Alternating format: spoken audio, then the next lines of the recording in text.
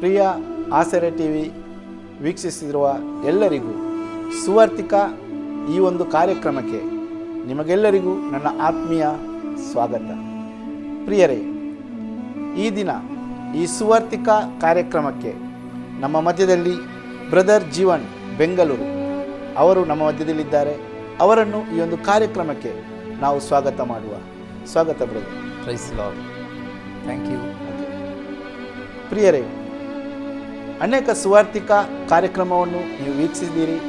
ಅನೇಕರು ನಮಗೆ ಫೋನ್ ಕರೆಗಳ ಮೂಲಕ, ಮೆಸೇಜ್ಗಳ ಮೂಲಕ ಅನೇಕರ ಜೀವಿತದಲ್ಲಿ ದೇವರು ಮಾಡಿದಂಥ ಅದ್ಭುತ ಕಾರ್ಯಗಳನ್ನು, ಅವರು ಯಾವ ರೀತಿ ಈ ಒಂದು ಸುವಾರ್ತಿಕ ಕಾರ್ಯಕ್ರಮ ಒಂದು ಸೇವೆಗೆ ಪ್ರೇರೇಪಿಸಲ್ಪಟ್ಟರು, ಅವರ ಜೀವಿತದಲ್ಲಿ ದೇವರು ಮಾಡಿದಂಥ ಅದ್ಭುತವಾದ ಕಾರ್ಯಗಳು, ಅತಿಶಯಗಳು, ಅದನ್ನೆಲ್ಲವನ್ನು ಅವರು ಹಂಚಿಕೊಳ್ಳುವಾಗ, ಈ ಒಂದು ಆಸರೆ ಟಿ ವಿ ಚಾನೆಲ್ನ ಮೂಲಕ ತಿಳಿಸುವಾಗ ಅನೇಕರ ಜೀವಿತಕ್ಕೆ ಅದು ಆಶೀರ್ವಾದವಾಗಿದೆ, ಉತ್ತೇಜನವಾಗಿದೆ ಎಂದು ನಮಗೆ ತಿಳಿದು ಬಂದಿದೆ. ಪ್ರಿಯರೇ, ಈ ದಿನ ಕೂಡ ನಮ್ಮ ಮಧ್ಯದಲ್ಲಿ ಬ್ರದರ್ ಜೀವನ ಇದ್ದಾರೆ. ಅವರ ಜೀವಿತದ ಬಗ್ಗೆ ನಾವು ಕೆಲವು ವಿಷಯಗಳನ್ನು ನಾವು ತಿಳಿದುಕೊಳ್ಳುವ. ಯಾಕೆಂದರೆ ಅವರ ಜೀವಿತದಲ್ಲಿ ಯಾವ ರೀತಿ ದೇವರು, ಯಾಕೆಂದರೆ ಒಬ್ಬೊಬ್ಬರ ಜೀವಿತದಲ್ಲಿ ಒಂದೊಂದು ರೀತಿಯಲ್ಲಿ ದೇವರು ಕಾರ್ಯವನ್ನು ಮಾಡುವತನಾಗಿದ್ದಾನೆ. ಒಬ್ಬೊಬ್ಬರ ಜೀವಿತದಲ್ಲಿ ಒಂದೊಂದು ಸಾಕ್ಷಿಗಳಿದೆ. ಪ್ರಿಯರೇ, ಒಬ್ಬೊಬ್ಬರ ಜೀವಿತದಲ್ಲಿ ಒಂದೊಂದು ಅದ್ಭುತಗಳಿದೆ. ಈ ದಿನ ಇವರ ಜೀವಿತದಲ್ಲಿ ದೇವರು ಯಾವ ರೀತಿ ಇವರನ್ನು ನಡೆಸಿದರು, ನಾವು ಕೆಲವು ಪ್ರಶ್ನೆಗಳನ್ನು ಅವರನ್ನು ಕೇಳಿಕೊಳ್ಳುವ. ಬ್ರದರ್ ಜೀವನ್, ನೀವು ನಮ್ಮ ಮಧ್ಯದಲ್ಲಿರುವುದು ತುಂಬ ಸಂತೋಷ. Thank you. ಯಾಕೆಂದರೆ ನಮ್ಮ ಆಸರೆ ಟಿ ವೀಕ್ಷಿಸ್ತಿರುವಂಥ ಜನರು ಕೂಡ ನಿಮ್ಮನ್ನು ಯಾವ ರೀತಿ ದೇವರು ಆರಿಸಿಕೊಂಡ್ರು, ನೀವು ಯಾವ ರೀತಿ ದೇವರನ್ನು ಕಂಡುಕೊಂಡ್ರು, ನಿಮ್ಮ ಜೀವನ ಅದು ಯಾವ ರೀತಿ ಇತ್ತು ಎಲ್ಲವನ್ನು ತಿಳಿದುಕೊಳ್ಳಲು ಅವರು ತುಂಬ ಆಸಕ್ತಿಯಿಂದ ಅವರು ಟಿ ವಿಯ ಮುಂದೆ ಕಾಯ್ತಾ ಇದ್ದಾರೆ. ಕೆಲವು ಪ್ರಶ್ನೆಗಳನ್ನು ನಿಮ್ಮಲ್ಲಿ ಕೇಳ್ತೇನೆ ಬ್ರದರ್. ಮೊದಲು ಬ್ರದರ್, ನೀವು ಹುಟ್ಟಿ ಬೆಳೆದು ಬಂದ ಊರು? ನಾನು ಹುಟ್ಟಿ ಬೆಳೆದು ಬಂದಂಥ ಊರು ಯಾದಗಿರಿ ಡಿಸ್ಟಿಕ್ಕು. ಆ ಡಿಸ್ಟಿಕ್ಕಿಂದ ಒಂದು 7 ಕಿಲೋಮೀಟರ್ ದೂರದಲ್ಲಿರುವಂಥ ಒಂದು ಅಬ್ಬೆ ತುಮಕೂರು ಅಂತ ಒಂದು ಹಳ್ಳಿಯಲ್ಲಿ ನಾನು ಹುಟ್ಟಿದೆ. ಯಾದಗಿರಿ ಡಿಸ್ಟಿಕ್ಕಿನ ಒಂದು ಎಂಥ ಹಳ್ಳಿ? ಅಬ್ಬೆ ತುಮಕೂರು. ಅಬ್ಬೆ ತುಮಕೂರು ಎಂಬ ಹಳ್ಳಿಯಲ್ಲಿ ಹುಟ್ಟಿ ಬಂದಂಥವ್ರು ನೀವು? ಹೌದು. ನಿಮ್ಮ ತಂದೆ ತಾಯಿಗೆ ಎಷ್ಟು ಜನ ಮಕ್ಕಳು? ನಮ್ಮ ತಂದೆ ತಾಯಿಗಳಿಗೆ ನಾವು 6 ಜನ ಮಕ್ಕಳು. 6 ಜನ ಮಕ್ಕಳು. ನನ್ನ ತಂದೆ ತಾಯಿಗಳಿಗೆ ನಾವು 6 ಜನ ಮಕ್ಕಳು, ಮತ್ತು 4 ಜನ ಗಂಡಸು ಮಕ್ಕಳು, 2 ಹೆಣ್ಮಕ್ಕಳು. 4 ಜನ ಗಂಡು ಮಕ್ಕಳು, 2 ಹೆಣ್ಣು ಮಕ್ಕಳು. ನೀವು ಎಷ್ಟರವರು? ದೊಡ್ಡವರ ಅಲ್ಲ ಸಣ್ಣವರ, ಮಧ್ಯದವರ? ನಾನು ಮಧ್ಯದವರು. ಯಾಕೆ ನಿಮ್ಮಿಂದ 3 ಅಣ್ಣಂದಿರ?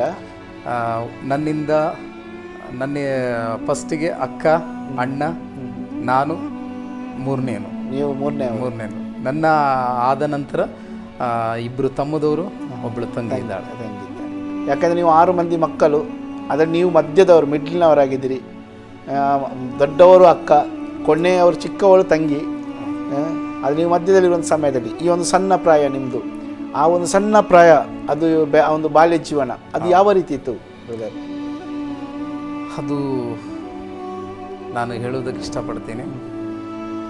ನನ್ನ ಚಿಕ್ಕ ವಯಸ್ಸಲ್ಲಿ ನನ್ನ ತಂದೆ ತಾಯಿಗಳು ಕೆಲವು ವರ್ಷಗಳ ಹಿಂದೆ ಅವರಿಬ್ಬರು ತೀರ್ಕೊಂಡ್ರು.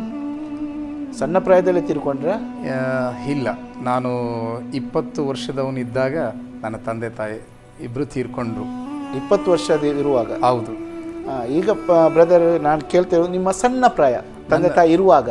ಹಾಗೆ ನನ್ನ ತಂದೆ ತಾಯಿ ಹೇಳಿದಂತೆ ಕೆಲವು ಸಂಗತಿಯ ಸಣ್ಣ ವಿಷಯದ್ದು, ಸಣ್ಣ ಮಗುವಾಗಿದ್ದಾಗ ನಾನು ಅದೊಂದು ತಿಳಿಸೋದಕ್ಕೆ ನಾನು ಇಷ್ಟಪಡ್ತೀನಿ.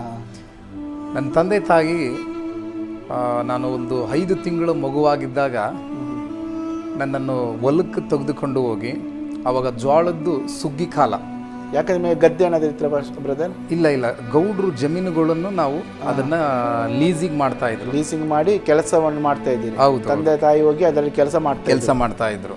ಆ ಸಮಯದಲ್ಲಿ ನನ್ನ ತೆಗೆದುಕೊಂಡು ಹೋಗಿ ಒಂದು ಮರದ ಕೆಳಗಡೆ ಒಂದು ಬೆಡ್ಶೀಟ್ ಹಾಸಿ ಅದರ ಮೇಲೆ ನನ್ನ ಮಲಗಿಸಿ ಅವರು ಜೋಳ ಕೊಯ್ತಾ ಹೋದರು. ಅವರು ನಿಮ್ಮ ಅಕ್ಕ ಅಣ್ಣ ಎಲ್ಲ, ಅಕ್ಕ ಅಣ್ಣ ಇದ್ರಲ್ಲ, ಅವರು ಕೂಡ ಇದ್ರು ಅದರೊಟ್ಟಿಗೆ ಕೆಲಸ ಮಾಡ್ತಾ ಇದ್ರು? ಇಲ್ಲ, ಆ ಟೈಮಲ್ಲಿ ನನ್ನ ತಂದೆ ತಾಯಿ ಇಬ್ಬರೇ ಇದ್ರು.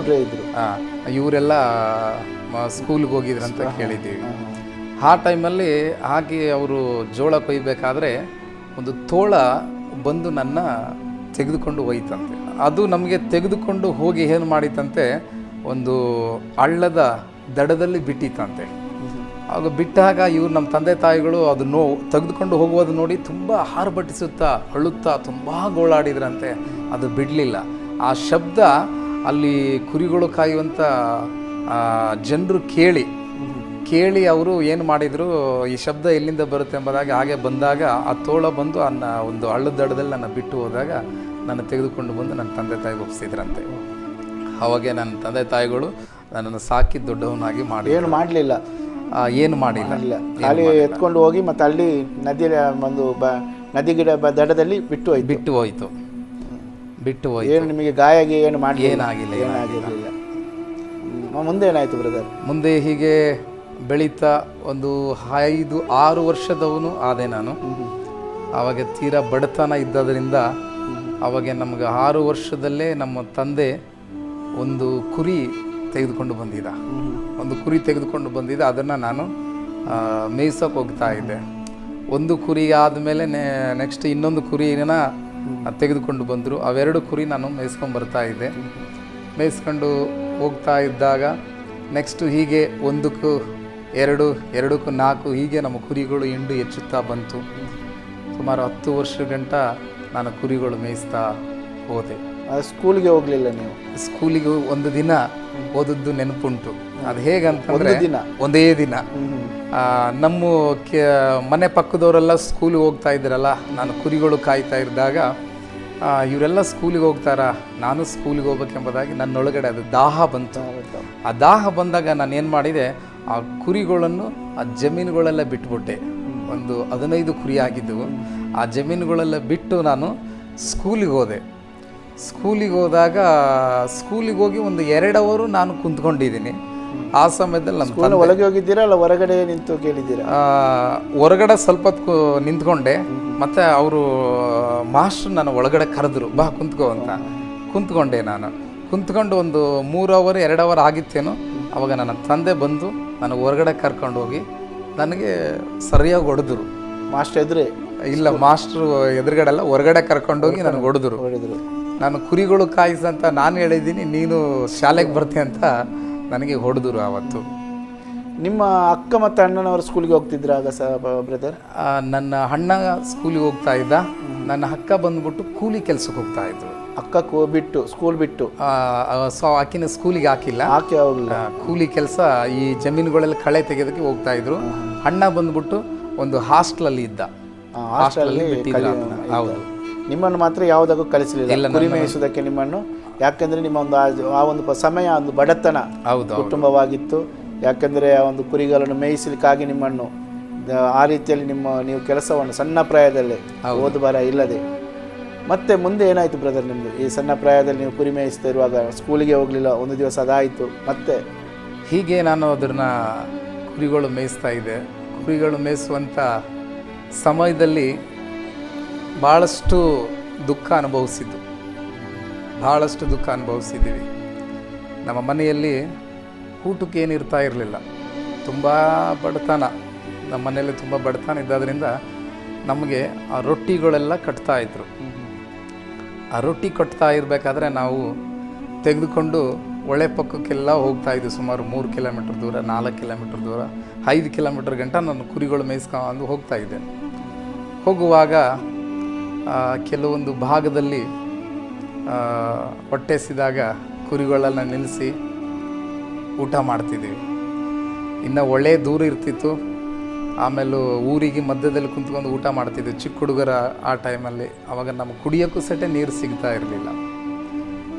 ಮತ್ತು ಗುಂಪಾಗಿ ಜನಗಳೆಲ್ಲ ಕೂಡಿದಾಗ ಎಲ್ಲ ಕುರಿ ಮೇಯಿಸೋರು, ಹಾಡು ಮೇಯಿಸೋರು, ದನ ಮೇಯಿಸೋರು ಎಲ್ಲ ಜನಗಳು ಇದ್ದಾಗ ನಾವೇನು ಮಾಡ್ತಿದ್ವಿ, ಎಲ್ಲರೂ ಸೇರಿ ಒಂದು ಊಟ ಒಂದು ದೊಡ್ಡ ಬಂಡೆ ಮೇಲೆ ಕ್ಲೀನ್ ಮಾಡಿ ಆ ಬಂಡೆ ಮೇಲೆ ಸುರಿತಿದ್ವಿ ಎಲ್ಲರೂ ಊಟ.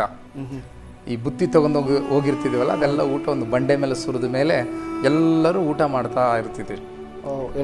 ಎಲ್ಲರೂ ಒಟ್ಟಿಗೆ ಊಟ ಮಾಡಬೇಕಾದ್ರೆ ನಾವೊಂದು 4-5 ತುತ್ತು ತಿಂತಾ ಇದ್ದೀವಿ ಅಷ್ಟೇ. ಆವಾಗ ನಮ್ಗಿಂತ ದೊಡ್ಡವರೆಲ್ಲ ಒಬ್ಬೊಬ್ಬರು ಈಟಿಟ್ಟು ಕೈಯಲ್ಲಿ ತೆಗೆದುಕೊಂಡು ಓಡೋಗ್ಬಿಡೋರು, ಎಲ್ಲರೂ ಓಡೋಗ್ಬಿಡೋರು. ಅದೊಂದು ಅಲ್ಲಿ ಒಂದು ಕ್ರಮಣ ಅಲ್ಲ, ಅದು ಮಾಡಿಕೊಂಡದಾಗೆ ಎಲ್ಲರೂ ಒಟ್ಟಿಗೆ ಹಾಕಿಕೊಳ್ಳುವಂಥದ್ದು ಅದರಲ್ಲಿ ಒಂದು ಅದು ಏನಕ್ಕೆ ಮಾಡ್ತಾ ಇದೀವಿ ಅಂತಂದರೆ, ಆವಾಗ ತುಂಬ ಬಡತನ ಇದ್ದದ್ರಿಂದ ಕೆಲವರು ಮನೆಯಲ್ಲಿ ಆ ಸಾರಿಗೆ ಉಪ್ಪು ಇರ್ತಾ ಇರಲಿಲ್ಲ, ಆ ಸಾರಿಗೆ ಖಾರ ಇರ್ತಾ ಇರಲಿಲ್ಲ. ಕೆಲವೊಂದು ಮನೆಯಲ್ಲಿ ಮೊನ್ನೆ ಮಾಡಿದಂಥ ರೊಟ್ಟಿಗಳು ಇರ್ತಿದ್ವು. ಆದರೆ ಕೆಲವ್ರ ಮನೇಲಿ ಹಾಗೆ ಮಾಡಿ ಕಟ್ಟಿದಂಥ ರೊಟ್ಟಿಗಳು ಇರ್ತಿದ್ವು. ಹೀಗೆ ಇದ್ದಾಗ ಎಲ್ಲರಿಗೂ ಅನುಕೂಲ ಆಗ್ತದೆ ಅಂತ ಹೇಳಿ ಈ ಒಂದು ಉಪಾಯ ಹುಡುಕ್ತಿದ್ರು ಎಲ್ಲರೂ. ಎಲ್ಲರೂ ಸೇರಿಕೊಂಡು ಒಂದು ಉಪಾಯ ಹುಡುಕಿ ಒಟ್ಟಿಗೆ ಆಹಾರವನ್ನು ಸೇವಿಸ್ತಿದ್ವಿ. ಆವಾಗ ನಾವೊಂದು 2-3 ತುತ್ತು ತಿಂತಾ ಇರುವಾಗ ದೊಡ್ಡವರು ಇನ್ನು ಕೈ ಹಾಕಿ ಎಲ್ಲರೂ ತಗೊಂಡು ಓಡೋಗ್ಬಿಡೋರು, ಎಲ್ಲ ಕಡೆಗೆ ಓಡೋಗ್ಬಿಡೋರು. ಅವಾಗ ನಮ್ಗೆ ಏನು ಸಿಗ್ತಾ ಇರಲಿಲ್ಲ. ಆ ಟೈಮಲ್ಲಿ ಬಿದ್ದಿರೋದೆಲ್ಲ ತಿಂತಿದ್ವಿ. ಆವಾಗ ಅದು ತೃಪ್ತಿ ಆಗ್ತಾ ಇರಲಿಲ್ಲ. ಹಾಗೆ ತುಂಬ ದುಃಖ ಆಗಿ ಮನೆಗೆ ಹೋದರೆ ಊಟ ಇಲ್ಲ. ಬೆಳಗ್ಗೆ ನಾವು ಕಣ್ಣು ತುಂಬ ನೋಡಿದ್ದೀವಿ, ಹಾಗೆ ತಂದು ಹಾಗೆ ರೆಡಿ ಮಾಡಿ ನಮ್ಮಮ್ಮ ಕಟ್ತಾಯಿದ್ರು. ಮನೆಗೆ ಹೋದರೆ ಊಟ ಇಲ್ಲ. ಆದರೆ ಇಲ್ಲಿ ನೋಡಿದರೆ ಹೀಗಿದೆ, ಏನು ಮಾಡಬೇಕಪ್ಪ ಎಂಬುದಾಗಿ ನಾವು ತುಂಬ ಯೋಚನೆ ಮಾಡ್ತಿದ್ವಿ, ಅಳುತ್ತಿದ್ದೀವಿ ತುಂಬ. ಈ ಜಮೀನುಗಳಲ್ಲಿ ಕೆಲವು ಸೊಪ್ಪಿನ ಪಲ್ಯ ಬರ್ತಾಯಿತ್ತು. ಆ ಸೊಪ್ಪೆಲ್ಲ ಕಿತ್ಕೊಂಡು ತಿಂತಾ ಇರ್ತಿದ್ದೀವಿ. ಆಮೇಲೆ ಕುರಿಗಳು ಮೇಯಿಸ್ಕೊಂಡು ಹೀಗೆ ಮತ್ತೆ ಮನೆಗೆ ಹಿಂತಿರುಗಿ ಹೋಗ್ತಾ ಇದ್ವಿ. ಮನೆಗೆ ಹೋಗಿ ತಾಯಿ ಎಲ್ಲ ರೆಡಿ ಮಾಡಿ ಅಡುಗೆ ಮಾಡಿ ನಮಗೆಲ್ಲ ಉಣಿಸ್ಬೇಕಂದ್ರೆ ತುಂಬ ಲೇಟ್ ಆಗ್ತಿತ್ತು. ಅವರು ಕೆಲಸಕ್ಕೆ ಹೋಗ್ತಾಯಿದ್ರು. ಈಗೊಂದು ಸಮಯ ನಾನು ಕಳೆದಿದ್ದೇನೆ. ಆ ನಂತರ ನೆಕ್ಸ್ಟು ಎಷ್ಟು ಪ್ರಾಯದವರೆಗೆ ನೀವು ಇದೊಂದು ಕುರಿ ಮೇಯಿಸುವಂಥ ಕೆಲಸವನ್ನು ಮಾಡ್ತಾಯಿದ್ರಿ ಬ್ರದರ್?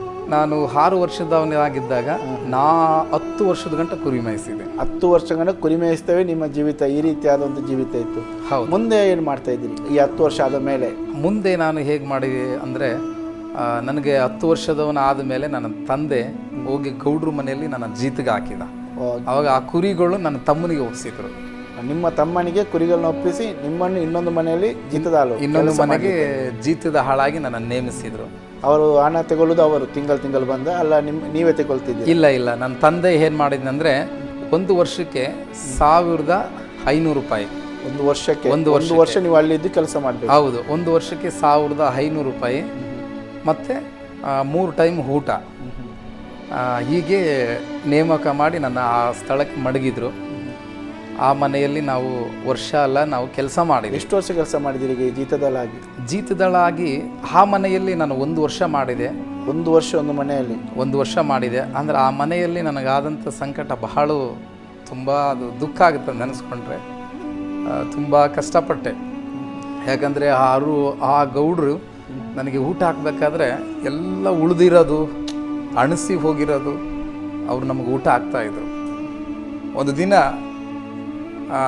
ಅವರು ಆ ಸಾರಲ್ಲಿ ಹಿಂಗೆ ನಾನು ಬೆರಳಿಟ್ಟು ಹಿಂಗೆ ಎತ್ತಿದ್ರೆ ಅದು ಹಂಗೇ ಬಂದುಬಿಡೋದು. ಅಂದರೆ ಅದು ತುಂಬ ಅಣಸೋಗಿತ್ತು. 2-3 ದಿವಸ ಮೊದಲನಿಂದ ಪದಾರ್ಥ. ಹೌದೌದು, ತುಂಬ ಸ್ಮೆಲ್ ಬರ್ತಾ ಇತ್ತು. ಆಮೇಲೆ ರೈಸು, ರೊಟ್ಟಿ ಇವೆಲ್ಲ ತುಂಬ ಬೂಜು, ಅದ್ರ ಮ್ಯಾಗೆ ಇದು ಬರುತ್ತಿತ್ತಲ್ವ, ಕಲೆ ಹಂಗಂಥದ್ದು ನಮಗೆ ಊಟಕ್ಕೆ ಆಗ್ತಿದ್ರು. ನಾನು ಒಂದು ದಿನ ಹೀಗೆ ನಮ್ಮ ಅಮ್ಮನಿಗೆ ಹೋಗಿ ಈ ಥರ ಆಗ್ತಾ ಇದ್ದಾರೆ, ನನಗೆ ಇಲ್ಲಾದರೂ ಊಟ ಮಾಡ್ತೀನಿ ಅಂದರೆ, ನಮ್ಮಮ್ಮ 1 ರೊಟ್ಟಿ ತಿನ್ನಪ್ಪ, ಯಾಕಂದರೆ ನಿನ್ನ ಎಲ್ಲ ತಿಂದರೆ ತಮ್ಮದವ್ರಿಗೆ ಇರೋಂಗಿಲ್ಲ, ನೀನು ಹೋಗಿ ಅಲ್ಲೇ ಊಟ ಮಾಡು ಏನಾದರೂ ಅಂತ ಹೇಳಿ ಕಳಿಸ್ತಾಯಿದ್ರು. ಆ ಮನೆಯಲ್ಲಿ ನಾನು ಹಾಗೆ ಅದನ್ನು ತಿಂದು ನಾನು ಜೀವನ ಮಾಡಿದೆ. ಹಾಗೆ ಒಂದು ದಿನ ಏನಾಯಿತು ಅಂದರೆ, ಆ ಮನೆ ಓನರು ಎಲ್ಲ ಗೌಡ್ರ ಮನೆಯಲ್ಲಿ ಜೀತಕ್ಕಿದ್ದಂಥ ಅವ್ರ ಹಾಳುಗಳಿಗೆ ಬೆಳಿಗ್ಗೆ 1 ಟೈಮು 1 ಮೇವು ತರಕ್ಕೆ ಹಚ್ತಿದ್ರು. ಮೇವು ತರಕ್ಕೆ ಹಸುಗಳಿಗೆ ಎಲ್ಲರೂ. ಆದರೆ ಇವರು ನನಗೆ ಬೆಳಿಗ್ಗೆನೆ 5:30 ಎದ್ದು ಒಂದು 15 ಎಮ್ಮೆ, ಆಮೇಲೆ 4 ಎತ್ತು, ಆಮೇಲೆ 5 ಹಸುಗಳು, ಇದ್ರದ್ದೆಲ್ಲ ಸೆಗಣಿ ಎಲ್ಲ ತೆಗೆದು ತಿಪ್ಪೆಗೋಗಿ ಹಾಕಿ ಅದನ್ನು ಕ್ಲೀನ್ ಮಾಡಿ ಅದನ್ನು ಬಳಿದು ನಾನು ಬೆಳಿಗ್ಗೆ ಹೋಗಿ 2:30 ಮೇವು ತರಬೇಕು. ನಾನು 11 ವರ್ಷ ಪ್ರಾಯದಲ್ಲಿ ಇಂಥ ಒಂದು ಕಷ್ಟದ ಕೆಲಸ. ಹೌದೌದು, ಇಷ್ಟೊಂದು ಕಷ್ಟ ಅನುಭವಿಸಿ ಮತ್ತೆ ಏನಾಯ್ತು ಬ್ರದರ್? ಹಾಗೆ ನಾನು ತರೋದಕ್ಕೆ ಪ್ರಾರಂಭ ಮಾಡಿ ತುಂಬ ದಿನ ಕಳೀತಾ ಬಂದಾಗ ಈ ಸುಗ್ಗಿ ಕಾಲದಲ್ಲಿ ತುಂಬ ಚೆನ್ನಾಗಿ ಹುಲ್ಲು ಸಿಗುತ್ತೆ. ಆ ಟೈಮಲ್ಲಿ ತರ್ಬೋದು, 1:30 ಆದರೆ ತರ್ಬೋದು, 2:30 ಹೇಳಿದನ್ನು ತರ್ಬೋದು. ಆಮೇಲೆ ಸುಗ್ಗಿ ಕಾಲ ತೀರುತ್ತಾ ಹೋದಾಗ ಅವು ಹುಲ್ಲು ಕಡಿಮೆ ಆಗುತ್ತಾ ಹೋಗುತ್ತೆ. ಅವಾಗ ನನಗೆ 2:30 ತರಬೇಕಂತ ಅವ್ರು ನನಗೆ ತುಂಬ ಸ್ಟ್ರಿಕ್ಕಾಗಿ ತುಂಬ ಗದ್ದರಿಸಿ ನನಗೆ ಹೇಳಿದಾಗ ತುಂಬ ದುಃಖ ಆಗಿ, ಆದರೆ ಏನಪ್ಪ ಮಾಡಲಿ ಅಂತ ಹೇಳಿ ಒಂದು ದಿನ ಹುಲ್ಲು ಹಿಡ್ಕೊಂಡು ಹಿಂಗೆ ಒಂದು ಕುಡ್ಗಲ್ ತಗೊಂಡು ಹಿಂಗೆ ಕಡ್ದೆ ಹುಲ್ಲನ್ನು ಕೋಪ ಮಾಡಿಕೊಂಡು ಆ ಕಡ್ದಾಗ ನನ್ನ ಬೆರಳು ಕಟ್ಟಾಗೋಯ್ತು. ಈ ಬೆರಳಿಲ್ಲಿ ಮಾರ್ಕ್ ಇದೆ, ಈ ಬೆರಳು ಇದು ಕಟ್ಟಾಗಿ ಹಿಂಗೆ ಬಿದ್ದುಬಿಟ್ಟಿತ್ತು. ಅವಾಗ ನಾನು ತುಂಬ ಅಳುವುದಕ್ಕೆ ಪ್ರಾರಂಭ ಮಾಡಿದೆ. ಆಮೇಲೆ ನನ್ನ ತಂದೆಗೆ ವಿಷಯ ತಿಳಿದಾಗ ಅವರು ಓಡಿ ಬಂದು ಆಮೇಲೂ ಹಾಸ್ಪಿಟ್ಲಿಗೆ ನಾನು ಕರ್ಕೊಂಡೋಗಿ ಅದನ್ನು ಸರಿಯಾಗಿ ಹಾಗೆ ಹೊಲಿಗೆ ಹಾಕಿ ಇನ್ನೇನು ಕಳ್ಸಂಗಿಲ್ಲ ಅವ್ರ ಮನೆಗೆ ಅಂತ ಅಂದ್ಕೊಂಡೆ. ಮತ್ತು ಮಾರನೇ ದಿನನೇ ಆ ಮನೆಗೆ ನನ್ನ ಕಳಿಸಿದ್ರು. ಗಾಯದೊಟ್ಟಿಗೆ ಮಾರನೇ ದಿನ ನಾವು ಮನೆಗೆ ಕಳಿಸಿದ್ರು. ಆ ಮನೆಯಲ್ಲಿ ನನಗೆ ಹೇಗಂತಂದರೆ ಒಂದು ದೊಡ್ಡ ಚಿತ್ರಹಿಂಸೆ, ಭಾಳ ಚಿತ್ರಹಿಂಸೆ ಇತ್ತು. ಯಾಕಂದರೆ ಕೈಗೆ ಒಂದು ಕಡೆ ಸ್ಟಿಚ್ ಹಾಕಿದೆ, ಕೈ ಬ್ರೇಲಿಗೆ ಆ ಒಂದು ನೋವಿನ ಅದರೊಟ್ಟಿಗೆ ಪುನಃ ನಿಮ್ಮ ಮನೆ ಅಷ್ಟೊಂದು ಕಷ್ಟ. ಯಾಕಂದರೆ ತಂದೆಗೆ ಏನಾದರೂ ಏನಾದರೂ ಅಭ್ಯಾಸ ಇತ್ತು ಬ್ರದರ್? ಕುಡಿಯುವಂಥ ಅಭ್ಯಾಸ ಇತ್ತು, ಆದರೆ ನಮ್ಮನ್ನು ಚೆನ್ನಾಗಿ ನೋಡ್ಕೊತಿದ್ರು. ಅಂದರೆ ಮನೆಗೆ ಇಟ್ಕೊಂಡು ಇವರಿಗೆ ಊಟಕ್ಕೆ ಕೊಡೋಕೆ ಕಷ್ಟ ಆಗ್ತಿತ್ತಲ್ಲ, ಆ ಒಂದು ಪರಿಸ್ಥಿತಿ. ಆಮೇಲೆ ಗೌಡ್ರಿಗೆ ಅವರಿಗೆ ಫಸ್ಟೇ ಇಡಬೇಕಾದ್ರೆ ಹೇಳಿರ್ತಿದ್ರು, ಈ ಥರ ಕರೆಕ್ಟಾಗಿ ಕಂಡೀಷನ್ ಮಾಡಿ ಅವ್ರು ಇಟ್ಕೊಂಡಿರ್ತಿದ್ರು. ಹಾಗಾಗಿ ಅವರು ಹಾಗೆ ನಮ್ಮನ್ನು ಕರ್ಕೊಂಡೋಗಿ ಬಿಟ್ಟರು. ಆ ಟೈಮಲ್ಲಿ ನಾವು ಆ ಮನೆಯಲ್ಲಿ ನೈಟು ಅವ್ರದ್ದು ಹಿಟ್ಟು ಮಾಡೋಂಥ ಗಿರಣಿ ಇತ್ತು, ಆ ಗಿರಣಿ ನೈಟು ಒಂದು 12 ಗಂಟೆಗೆ ಕರೆಂಟ್ ಬರ್ತಾಯಿತ್ತು. ಆಮೇಲೆ 1 ಗಂಟೆ ತನಕ ಹಿಟ್ಟು ಗಿರಣಿ ಎಲ್ಲ ನಾನು ಬೀಸ್ಬೇಕು, ಮತ್ತು ನೈಟೆಲ್ಲ ಬೀಸಿ ಆ ಟೈಮಲ್ಲಿ ಮನೆಗೆ ಹೋಗ್ಬೇಕಂದ್ರೆ ಅವಾಗೆಲ್ಲ ನಮ್ಮೂರಲ್ಲಿ ಲೈಟ್ಗಳು ಇರ್ತಾ ಇರಲಿಲ್ಲ. ಭಾಳ ಕತ್ತಲು, ತುಂಬ ಕತ್ತಲು, ಹೇಗಂತ ಹೇಳೋಕ್ಕೆ ಆಗಲ್ಲ, ಅಷ್ಟು ಕತ್ತಲು ಇರ್ತಿತ್ತು. ಆ ಕತ್ತಲಲ್ಲಿ ಬೀಸಿದ ಮೇಲೆ ನನ್ನ ಮನೆಗೆ ಹೋಗು ಅಂತ ಹೇಳ್ತಿದ್ರು. ಅವಾಗ ಮನೆಗೆ ಹೋಗ್ಬೇಕಾದ್ರೆ ಹೇಗೆ ಹೋಗೋದು? ಮಳೆ ಬರ್ತಾ ಇರ್ತಿತ್ತು, ಆ ಸಿಡಿಲುಗಳು ಬೀಳ್ತಾ ಇರ್ತಿತ್ತು, ಆಮೇಲೆ ಗುಡುಗು ಬೀಳ್ತಾ ಇರ್ತಿತ್ತು. ಇದೆಲ್ಲ ಭಯ ಆಗ್ತಿತ್ತು, ಹೆಂಗೆ ಹೋಗೋದು ಅಂತ. ನಾನು ಒಂದೊಂದು ದಿನ ಹೋಗ್ಬೇಕಾದ್ರೆ ದಾರಿಯಲ್ಲಿ ಬೆಳಗಿನ ಜಾವದಲ್ಲಿ ನಡ್ಕೊಂಬಂದಿರ್ತಾನಲ್ಲ, ಅದೇ ಇದರಲ್ಲೇ ಹೋಗ್ಬೇಕು ಹೊರತಾಗಿ ಲೆಫ್ಟಲ್ಲಿ ಏನಿದೆ ರೈಟಲ್ಲಿ ಏನಿದೆ ಅಂತ ಏನು ಗುರುತಾಗ್ತಾ ಇರಲಿಲ್ಲ. ಹಾಗೇ ನಾನು ಹೋಗ್ತಾ ಇದ್ದೆ. ಅಲ್ಲಿ ಹೋಗಿ ಒಂದು 15 ನಿಮಿಷ ನಿಲ್ತಿದ್ದೆ, ಮಳೆ ಬರ್ತಾ ಇರ್ತಿತ್ತು. ಏನಕ್ಕಂದರೆ ಮುಂದೆ ದಾರಿ ಕಾಣಂಗಿಲ್ಲ. ಯಾವಾಗ ಸಿಡಿಲು ಬೀಳುತ್ತೋ ಅದು ಬೆಳಕಿಗೆ ಇಲ್ಲಿಂದ ಸುಮಾರು ದೂರಕ್ಕೆ ನಾನು ಅಬ್ಸರ್ವ್ ಮಾಡ್ತಿದ್ದೆ. ಅಲ್ಲಿ ಗಂಟ ಹಂಗೇ ಹೋಗ್ತಿದ್ದೆ, ಮತ್ತೆ ಅಲ್ಲಿ ಹೋಗಿ ನಿಂದಿರ್ತಿದ್ದೆ. ಹೀಗೆ ಮನೆಗೆ ಹೋಗೋಟಿಗೆ ಸುಮಾರು 1.5 ಗಂಟೆ ಆಗ್ತಿತ್ತು ನೈಟು. ಮತ್ತೆ ಪುನಃ ಬೆಳಗ್ಗೆ 5:30ಗೆ ನಾನು ಹಿಂತಿರುಗಿ ಬರಬೇಕಾಗಿತ್ತು ಕೆಲಸಕ್ಕೆ. ಹೀಗೆ ಬ್ರದರ್, ನೀವು ಆ ಒಂದು ವರ್ಷ ತನಕ ಅಲ್ಲಿ ಜೀತದಾಲಾಗಿ ಈ ಒಂದು ಕಷ್ಟದ ಅನುಭವ ಅದನ್ನು ಮಾಡಿದ ಮೇಲೆ ಮುಂದೆ ಏನಾಯ್ತು ಬ್ರದರ್? ನೀವು ಅಲ್ಲಿಂದ ಮತ್ತೆ ನಮ್ಮಪ್ಪ ದುಡಿಯುವಂಥ ಮನೆಗೆ ನಮ್ಮಪ್ಪ ಅಲ್ಲಿ ಕರ್ಕೊಂಡೋಗಿ ಸೇರಿಸಿದ. ಇಲ್ಲಿಂದ ತೆಗೆದು 1 ವರ್ಷ, ಯಾಕಂದರೆ 1 ವರ್ಷಕ್ಕಾಗಿ ಅಲ್ಲಿ ಇಟ್ಟಿದ್ದು. ಅಲ್ಲಿ 1 ವರ್ಷ, ಆ 1 ವರ್ಷ ಮುಗಿದ ಮೇಲೆ ಅಲ್ಲಿಂದ ಕರ್ಕೊಂಡು ಹೋಗುವಂಥ ಒಂದು ಇದೆ. ಹೌದು. ಅಲ್ಲಿಂದ ಮತ್ತೆ ನಿಮ್ಮ ತಂದೆಯಲ್ಲಿ ಕೆಲಸ ಮಾಡ್ತಾ ಇದ್ದಾರೆ, ಅಲ್ಲಿಯೇ ನಿಮ್ಮನ್ನು ಕೂಡ ತಂದೆಯೊಟ್ಟಿಗೆ. ಮತ್ತೆ ಅಲ್ಲಿ ಹೇಗಿತ್ತು ಜೀವನ? ಅಲ್ಲಿ ನಮಗೆ ಊಟದ್ದು ತೊಂದರೆ ಇರಲಿಲ್ಲ. ಭಾಳ ಚೆನ್ನಾಗಿ ನಮ್ಮನ್ನು ಊಟ ತುಂಬ ಸಮೃದ್ಧಿಯಾಗಿ ನೋಡಿಕೊಂಡ್ರು, ಭಾಳಷ್ಟು ಚೆನ್ನಾಗಿ ನನ್ನನ್ನು ನೋಡಿಕೊಂಡ್ರು. ಆಮೇಲೆ ನಾನು ಕೂಡ ತುಂಬ ಚೆನ್ನಾಗಿ ಅವ್ರ ಹತ್ರ ಕೆಲಸ ಮಾಡುತ್ತಾ ಬಂದಾಗ ಒಂದು ದಿನ ಆ ಕೆಲಸದ ಮಾಲೀಕನ ಮಗನಿಗೆ ನನಗೆ ಸ್ವಲ್ಪ ಯಾವುದೋ ಒಂದು ಮಾತಿನಲ್ಲಿ ತೊಂದರೆ ಆಯಿತು. ಆತನಿಗೆ ಸುಮಾರು ಒಂದು 20 ವರ್ಷ, ನಾನು ಆಗ ಒಂದು 12 ವರ್ಷದ ಹುಡುಗ. 12 ವರ್ಷ.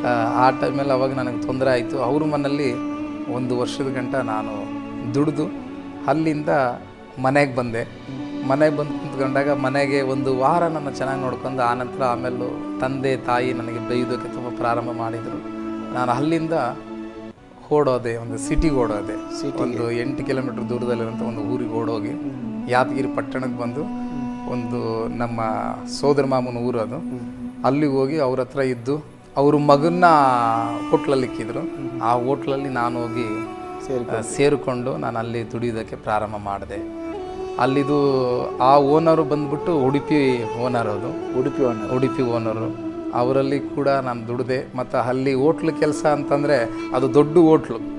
ಒಂದೊಂದು ಟೈಮಲ್ಲಿ ಒಂದು 5-6 ಜನ ಕೆಲಸದವ್ರು ಇರ್ತೀವಿ.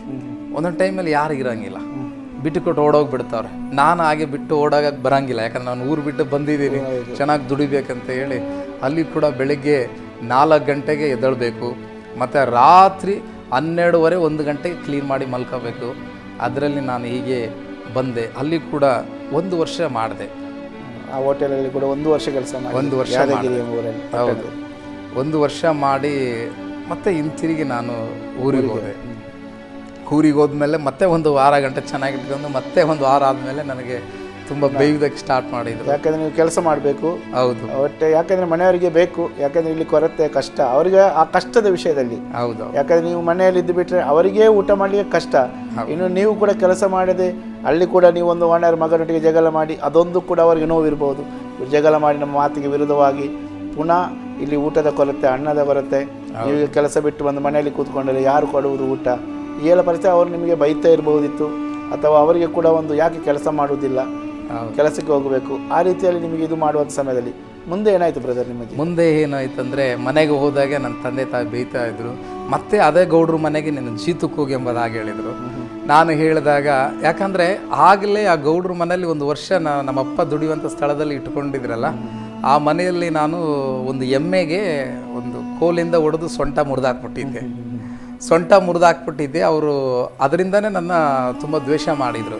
ಪುನಃ ಹೋದ್ರೆ ನನಗೆ ಭಾಳಷ್ಟು ದ್ವೇಷ ಮಾಡ್ತಾರೆ ಅಂತ ಹೇಳ್ಬಿಟ್ಟು ನಾನು ಹೋಗಲ್ಲ ಅಂತ ತುಂಬ ಹಠ ಹಿಡಿದೆ. ಆಗ ನನ್ನ ತಂದೆ ಈಗಾದರೆ ಹೇಗೆ ಜೀವನ ಅಂತೇಳಿ ನನ್ನ ಅಣ್ಣ ಕೂಡ ಹಾಸ್ಟೆಲಲ್ಲಿ ಓದೋನು ಕೂಡ ಅವನು ನನಗೆ ಓದೋಕ್ಕಾಗಲ್ಲ ಅಂತೇಳಿ ವಾಪಸ್ ಬಂದ. ಆಮೇಲೆ ನನ್ನ ಅಣ್ಣನ, ನಾನು ಮತ್ತು ನನ್ನ ತಾಯಿ, ನನ್ನ ತಮ್ಮ ಇನ್ನೊಬ್ಬನ ಚಿಕ್ಕವನಿದ್ದ, ನನ್ನ ತಂಗಿ ಚಿಕ್ಕವಳಿದ್ಳು. ಆವಾಗ ಇಷ್ಟು ಜನ ನಾವು ಬೆಂಗಳೂರಿಗೆ ಬಂದಿವಿ. ಬೆಂಗಳೂರಿಗೆ ಸೀದಾ ಹೋಗಿದ್ದೀರಿ? ಬೆಂಗಳೂರಿಗೆ ಬಂದ್ವಿ. ಬೆಂಗಳೂರಲ್ಲಿ ಯಾರು ಇದ್ರ, ನಿಮ್ಮ ಸಂಬಂಧಿಕರು ಯಾರಾದ್ರು ಇದ್ರ? ಆ ಟೈಮಲ್ಲಿ ಯಾರೂ ಇರಲಿಲ್ಲ. ಮತ್ತು ನೀವು ಸೀದಾ ನೀವು ಇಷ್ಟು ಜನ, ತಂದೆ ಇಲ್ಲಿ ಮನೆಯಲ್ಲಿ ತಂದೆ, ಆಮೇಲೆ ಇನ್ನೊಬ್ಬ ಕುರಿಗಳು ಕಾಯುವಂಥ ತಮ್ಮ ನನ್ನ ಹಿಂದ್ಗಡೆ ಇರೋವನು, ಅವರಿಬ್ಬರನ್ನ ಅಲ್ಲಿ ಬಿಟ್ಟು ಬಾಕಿ ತಾಯಿ ಮತ್ತೆ ನಿಮ್ಮ ಅಣ್ಣ, ತಂಗಿ, ನೀವು, ಅಕ್ಕನ ಬಂದ್ಬಿಟ್ಟು ಆಗ್ಲೇ ಮದುವೆ ಮಾಡಿಕೊಟ್ಟಿದ್ದೀವಿ ನಾವು. ಮದುವೆ ಮಾಡಿಕೊಟ್ಟಿದ್ದೀವಿ. 3 ಮಂದಿ ಹೋಗಿಬಿಟ್ಟು 4-5 ಜನ ಬಂದೀವಿ ನಾವು. ಒಬ್ಬ ತಂಗಿ, ತಮ್ಮ, ಅಣ್ಣ, ನಾನು, ತಾಯಿ, ಇಷ್ಟು ಜನ ನಾವು ಬೆಂಗಳೂರಿಗೆ ಬಂದು ಟ್ರೈನ್, ನಮ್ಮೂರವರೆಲ್ಲ ಬಂದರು. ಅವ್ರ ಜೊತೆಲಿ ನಾವು ಸೇರಿ ಬಂದೀವಿ ನೋಡೋಣ ಅಂತ. ಅವರವರು ಗುರ್ತಿರೋಂಥ ಸ್ಥಳಗಳಿಗೆ ಹೋಗಿ ಸೇರಿದರು. ಅದನ್ನು ನಮ್ಮನ್ನು ಯಾರು ಕರ್ಕೊಂಡು ಹೋಗಲಿಲ್ಲ. ತುಂಬ ದುಃಖ ಆಯಿತು.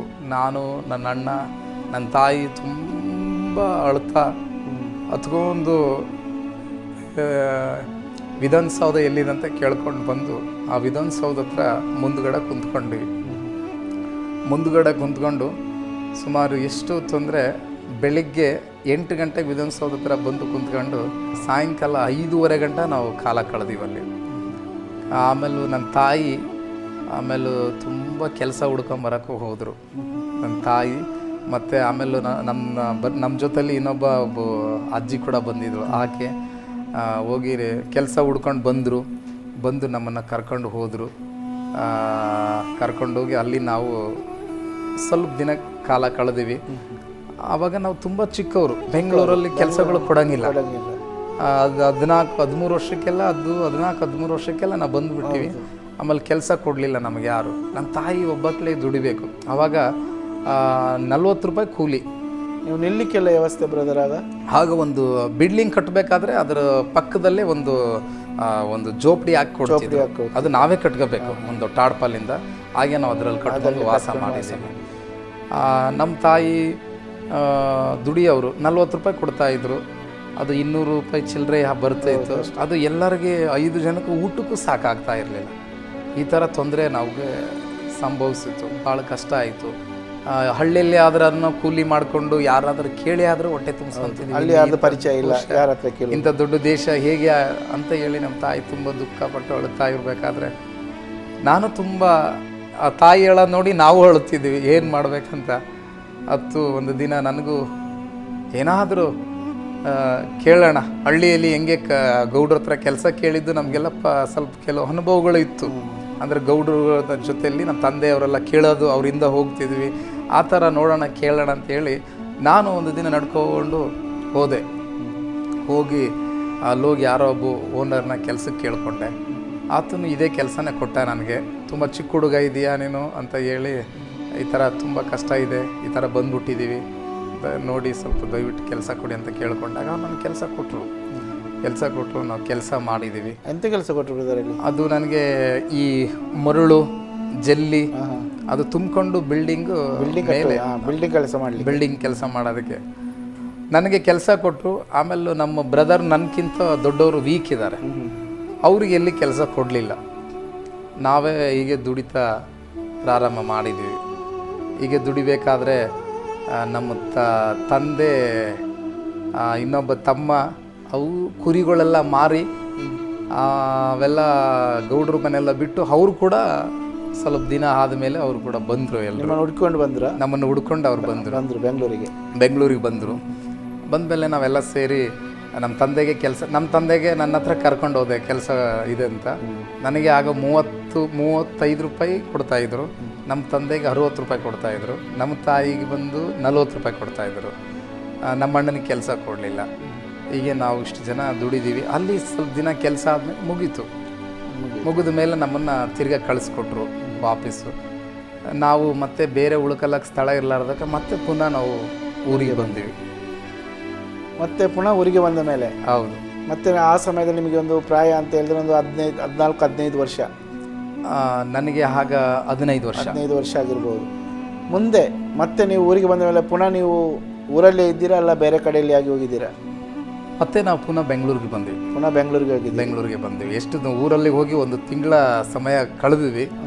ಇಲ್ಲಿಂದ ಕುಟುಂಬವಾಗಿ ಪುನಃ ಹೋದ್ರೆ ಬೆಂಗಳೂರಿಗೆ? ಹೌದು, ಕುಟುಂಬ ಹೋದ ಮೇಲೆ ನಾನು ತಾಯಿನ, ತಮ್ಮನ, ತಂಗಿನ ಅವ್ರನ್ನೆಲ್ಲ ಬಿಟ್ಟು ನಾನು, ನನ್ನ ತಂದೆ, ನಮ್ಮ ಅಣ್ಣ 3 ಜನ ನಾವು ಬೆಂಗಳೂರಿಗೆ ಪುನಃ ಬಂದೀವಿ. ವಾಪಸ್ಗೆ ಬೆಂಗಳೂರಿಗೆ ಬಂದು ಒಂದು ಸ್ಥಳದಲ್ಲಿ ಕೆಲಸ ಕೆಳ್ಕೊಂಡು ಅಲ್ಲಿ ನಾವು ದುಡಿಯೋದಕ್ಕೆ ಪ್ರಾರಂಭ ಮಾಡಿದ್ದೀವಿ. ಅಲ್ಲಿ ಒಂದು ಕಂಪನಿಯಲ್ಲಿ ಕೆಲಸ ಮಾಡಿದ್ದೀವಿ. ಅಲ್ಲೇ ನಮಗೆ ಒಳ್ಳೆ ಕೆಲಸ ಕೊಟ್ಟರು. ಅಂದರೆ ಅದೇ ಕೆಲಸನೇ ಸ್ವಲ್ಪ ಅವ್ರಿಗೆ ಬೇಕಾಗಿತ್ತು ಕೆಲಸದವರು. ಆ ಟೈಮಲ್ಲೇ ನಾವು ಹೋಗಿದ್ದೀವಿ. ಅವಾಗ ಹುಡ್ಕೊಂಡು ಅವಾಗೆ ನಮಗೆ ಕೆಲಸ ಕೊಟ್ಟರು ಅವರು. ಕೆಲಸ ಕೊಟ್ಟು ನಾವು ಹೀಗೆ ಅಲ್ಲಿ ನಾವು ದುಡಿತಾ ಹೋದ್ವಿ. ಆಮೇಲೆ ನಮ್ಮ ತಾಯಿನ ಕರೆಸ್ಕೊಂಡಿವಿ. ಆಮೇಲೆ ನಮ್ಮ ತಮ್ಮದವ್ರನ್ನೆಲ್ಲ ಬಂದ್ವಿ. ನಾವು ಅಲ್ಲೇ ಉಳ್ಕೊಂಡಿವಿ. ಆಗ ಮತ್ತು ಮುಂದೆ ಬ್ರದರ್, ನೀವು ಈ ಒಂದು ಸಣ್ಣ ಪ್ರಾಯದಲ್ಲಿ ಎಲ್ಲ ಕಷ್ಟ ಮಾಡಿ, ಯಾಕಂದರೆ ನೀವು ಪುನಃ ಬೆಂಗಳೂರು ಪಟ್ಟಣ, ಮತ್ತು ನಿಮ್ಮ ಪ್ರಾಯ ಕೂಡ ಮತ್ತೆ ಒಂದು ಯೌವನ ಪ್ರಾಯ ಬಂತು. ಹೌದು. ಯಾಕಂದರೆ 15 ವರ್ಷ 16 ವರ್ಷದಲ್ಲಿ ನೀವು ಪುನಃ ಬೆಂಗಳೂರು ಪಟ್ಟಣಕ್ಕೆ ಹೋಗಿ ಕೆಲಸ ಮಾಡೋ ಒಂದು ಕಂಪನಿಯಲ್ಲಿ ಆ ಒಂದು ಯೌವನ ಪ್ರಾಯ, ನಿಮ್ಮ ಆ ಒಂದು ಯೌವನ ಪ್ರಾಯದ ಜೀವಿತ ಹೇಗಿತ್ತು ಬ್ರದರ್? ಯಾಕಂದರೆ ಸಣ್ಣ ಪ್ರಾಯ ಅಂತ ಕೇಳುವಾಗಲೇ ನಿಮ್ಮದು ಯೌವನದ ಪ್ರಾಯದ ಒಂದು ಕಷ್ಟ, ಯೌವನ ಪ್ರಾಯದಲ್ಲಿ ಆಗುವಂಥ ಜೀವಿತದಲ್ಲಿ ಆಗುವಂಥ ಘಟನೆ ಅದು ನಿಮ್ಮ ಸಣ್ಣ ಪ್ರಾಯದಲ್ಲಿ ಆಗಿದೆ. ಆದರೂ ಒಂದು ಯೌವನ ಪ್ರಾಯ ಬರುವಾಗ ನಿಮಗೆ, ಯಾಕಂದರೆ ಸಣ್ಣ ಪ್ರಾಯ ಇರುವಾಗ ಅವ್ರು ಹೇಳಿದ್ದನ್ನು ನಾವು ಮಾಡಬೇಕು, ಅವ್ರು ಕೊಟ್ಟ ಪೆಟ್ಟನ್ನು ತಿನ್ನಬೇಕು, ಅವ್ರು ಕೊಟ್ಟ ಅನ್ನವನ್ನು ತಿನ್ನಬೇಕು, ಆ ರೀತಿಯೆಲ್ಲ ಪರಿಸ್ಥಿತಿ ಇತ್ತು. ಯಾಕೆಂದರೆ ದೊಡ್ಡದಾದ ಮೇಲೆ ನಿಮಗೆ, ಯಾಕೆಂದರೆ ಆ ಸಮಯದಲ್ಲಿ ಯೌವನ ಆದ ಮೇಲೆ ಸ್ವಲ್ಪ ನಮಗೆ ಎಲ್ಲಿಯಾದರೂ ಹೋಗಿ ಕೆಲಸ ಮಾಡಲಿಕ್ಕೆ ನಮಗೆ ಇದು ಉಂಟು ಅಥವಾ ಇದು ಅಲ್ಲ ಬೇರೆ ಆ ರೀತಿಯ ಒಂದು ಭಾವನೆ ಬರ್ತದೆ. ಮತ್ತು ಒಂದು 4 ಪರಿಚಯ ಆಗ್ತದೆ. ದೊಡ್ಡವರಾದ ಮೇಲೆ 4 ಜನ ಪರಿಚಯ ಆಗ್ತದೆ. ಸಣ್ಣವ್ರ ಜೊತೆ ಯಾರು ಪರಿಚಯ ಮಾಡಿಕೊಳ್ಳಲ್ಲ. ಸಣ್ಣವರ ಹತ್ರ ಯಾರು ಬರಲ್ಲ, ಇವನಿಂದ ಏನಾಗ್ತದೆ. ಅದು ದೊಡ್ಡದಾದ ಮೇಲೆ ನಿಮ್ಮ ಒಂದು ಯೌವನ ಪ್ರಾಯದ ಜೀವಿತ ಹೇಗಿತ್ತು ಬ್ರದರ್? ನಾನು ಹಾಗೆ ನೀವು ಹೇಳಿದಂಗೆ 15 ವರ್ಷ ನನಗೆ ಆಗಿತ್ತು ಅವಾಗ. ಅಂದರೆ ಅಷ್ಟು ನಮಗೆ ಜನರಲ್ ನಾಲೆಜ್ ಇರಲಿಲ್ಲ ನಮಗೆ. ಯಾಕೆಂದರೆ ಅದೇ ನೀವು ಸ್ಕೂಲಿಗೆ ಹೋಗಿಲ್ಲ, ಬೇರೆ ಇಲ್ಲಿ ಬಿಟ್ಟರೆ ನಮಗೆ ಕೆಲಸ ಬೇರೆ ಕಡೆ ಕೊಡೋಂಗಿಲ್ಲ ಎಂಬ ರೀತಿಲಿ ಇತ್ತು.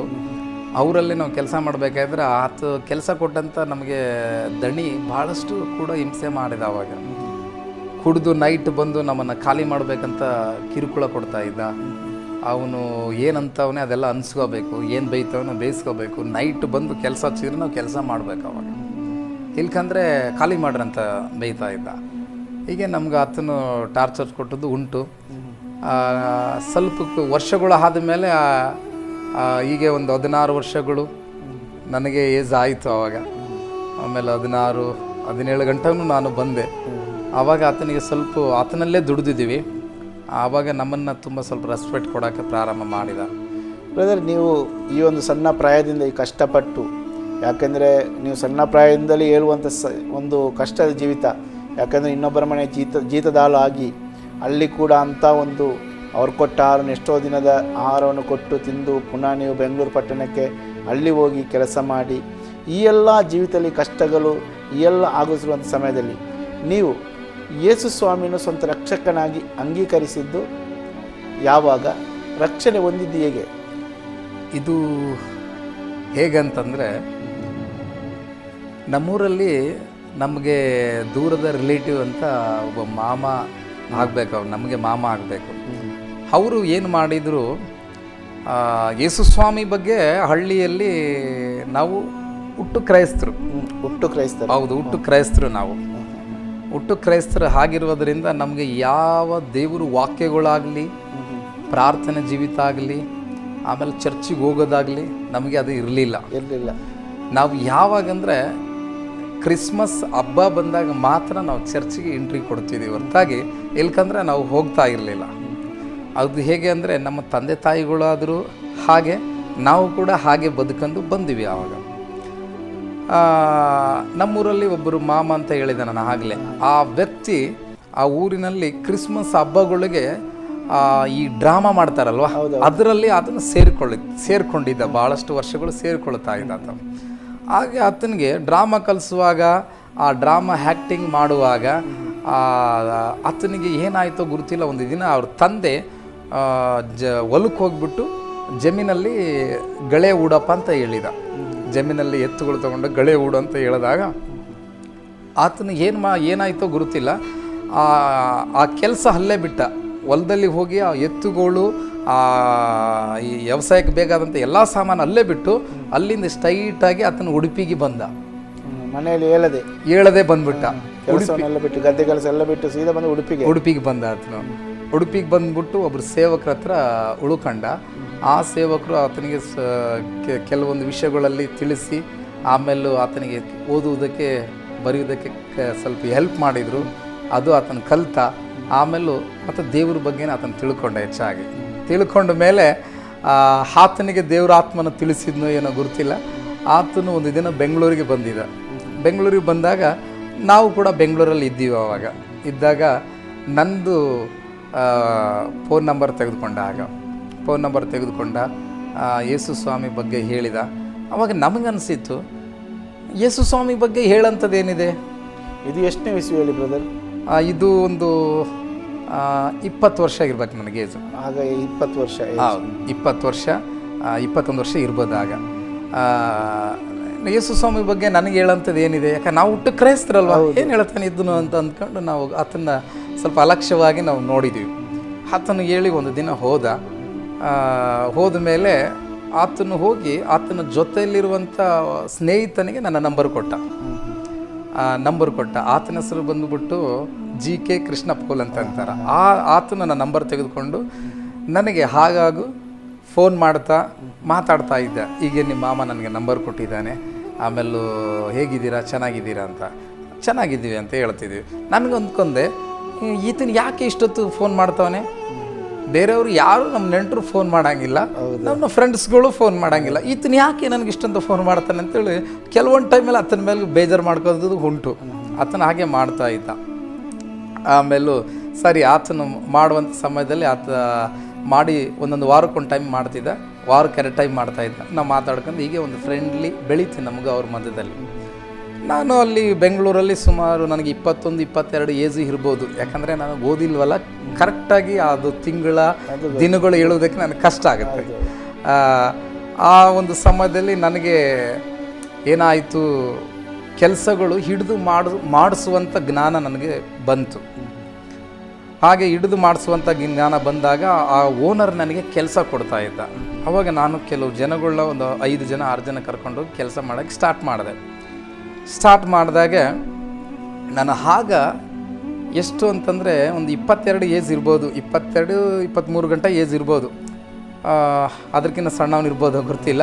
ಆ ಟೈಮಲ್ಲಿ ಕೆಲಸ ಹಿಡಿದು ಮಾಡಿಸ್ಬೇಕಾದ್ರೆ ನನಗೆ ಮನೆಗೆ ನಮ್ಮ ತಂದೆ ದುಡಿಯೋದು 1000 ರೂಪಾಯಿ, ನನ್ನ ತಾಯಿ ದುಡಿಯೋದು 600 ರೂಪಾಯಿ, ನಮ್ಮ ಅಣ್ಣ ದುಡಿಯೋದು 700-800 1000 ರೂಪಾಯಿ ದುಡಿತಾ ಇದ್ದ. ಇವಾಗ ನನಗೆ ಕೆಲಸ ಹಿಡಿದು ಮಾಡಿಸುವಾಗ ತುಂಬ ಆದಾಯ ಬರ್ತಾಯಿತ್ತು. ಆ ಆದಾಯ ಬರುವಾಗ ನನ್ನ ತಾಯಿ ಹೇಳಿದ್ರು ಒಂದಿನ, ನೋಡಪ್ಪ ಇಷ್ಟು ಚೆನ್ನಾಗಿ ದುಡಿತಾ ಇದೆಯಾ, ನನಗೆ ವಾರಕ್ಕೆ 2000 ಕೊಡು, ಮಿಕ್ಕಿದ ದುಡ್ಡು ನೀನೇನು ಬೇಕಾದರೂ ಮಾಡ್ಕೊ ಅಂತ ಹೇಳಿದ್ರು. ಅವಾಗ ನಾನು ಅಂದ್ಕೊಂಡೆ, ಸರಿ ಆಯಿತು ಕೊಡ್ತೀನಿ ಬಿಡು ಅಂತೇಳಿ ನಾನು ಕೊಡೋದಕ್ಕೆ ಪ್ರಾರಂಭ ಮಾಡಿದೆ. ಆವಾಗ ನನಗೆ ಎಷ್ಟು ದುಡ್ಡು ಅಂತಂದರೆ ಒಂದು ವಾರಕ್ಕೆ 10,000, 15,000, 20,000, 5,000 ಒಂದು ವಾರಕ್ಕೆ ನಾನು ಸಂಪಾದನೆ ಮಾಡ್ತಾಯಿದ್ದೆ. ನಾನು ಆ ಸಂಪಾದನೆ ಮಾಡುವಾಗ ಮನೆಗೆ 2,000 ಕೊಡ್ತಾಯಿದ್ದೆ, ಮಿಕ್ಕಿದ ದುಡ್ಡೆಲ್ಲ ನಾನೇ ಇಟ್ಕೊಳ್ತಿದ್ದೆ. ಅದು ಹೇಗೆ ನಾನು ಆವಾಗ ನಾನು ಕೆಲವು ದಿನಗಳು ಕೊಡುತ್ತಾ ಬಂದಾಗ ನನ್ನ ತಾಯಿ ನನಗೆ ಒಂದು ಬೈಕ್ ಕೊಡಿಸಿದ್ಳು. ಆವಾಗ ತನ್ನ ದುಡ್ಡಿಂದ ಹಾಕಿ ಒಂದು ಬೈಕ್ ಕೊಡಿಸಿದ್ಳು. ಬೈಕ್ ಬಂತು, ಆಮೇಲೆ ದುಡ್ಡು ಚೆನ್ನಾಗಿ ಬರ್ತಾಯಿತ್ತು.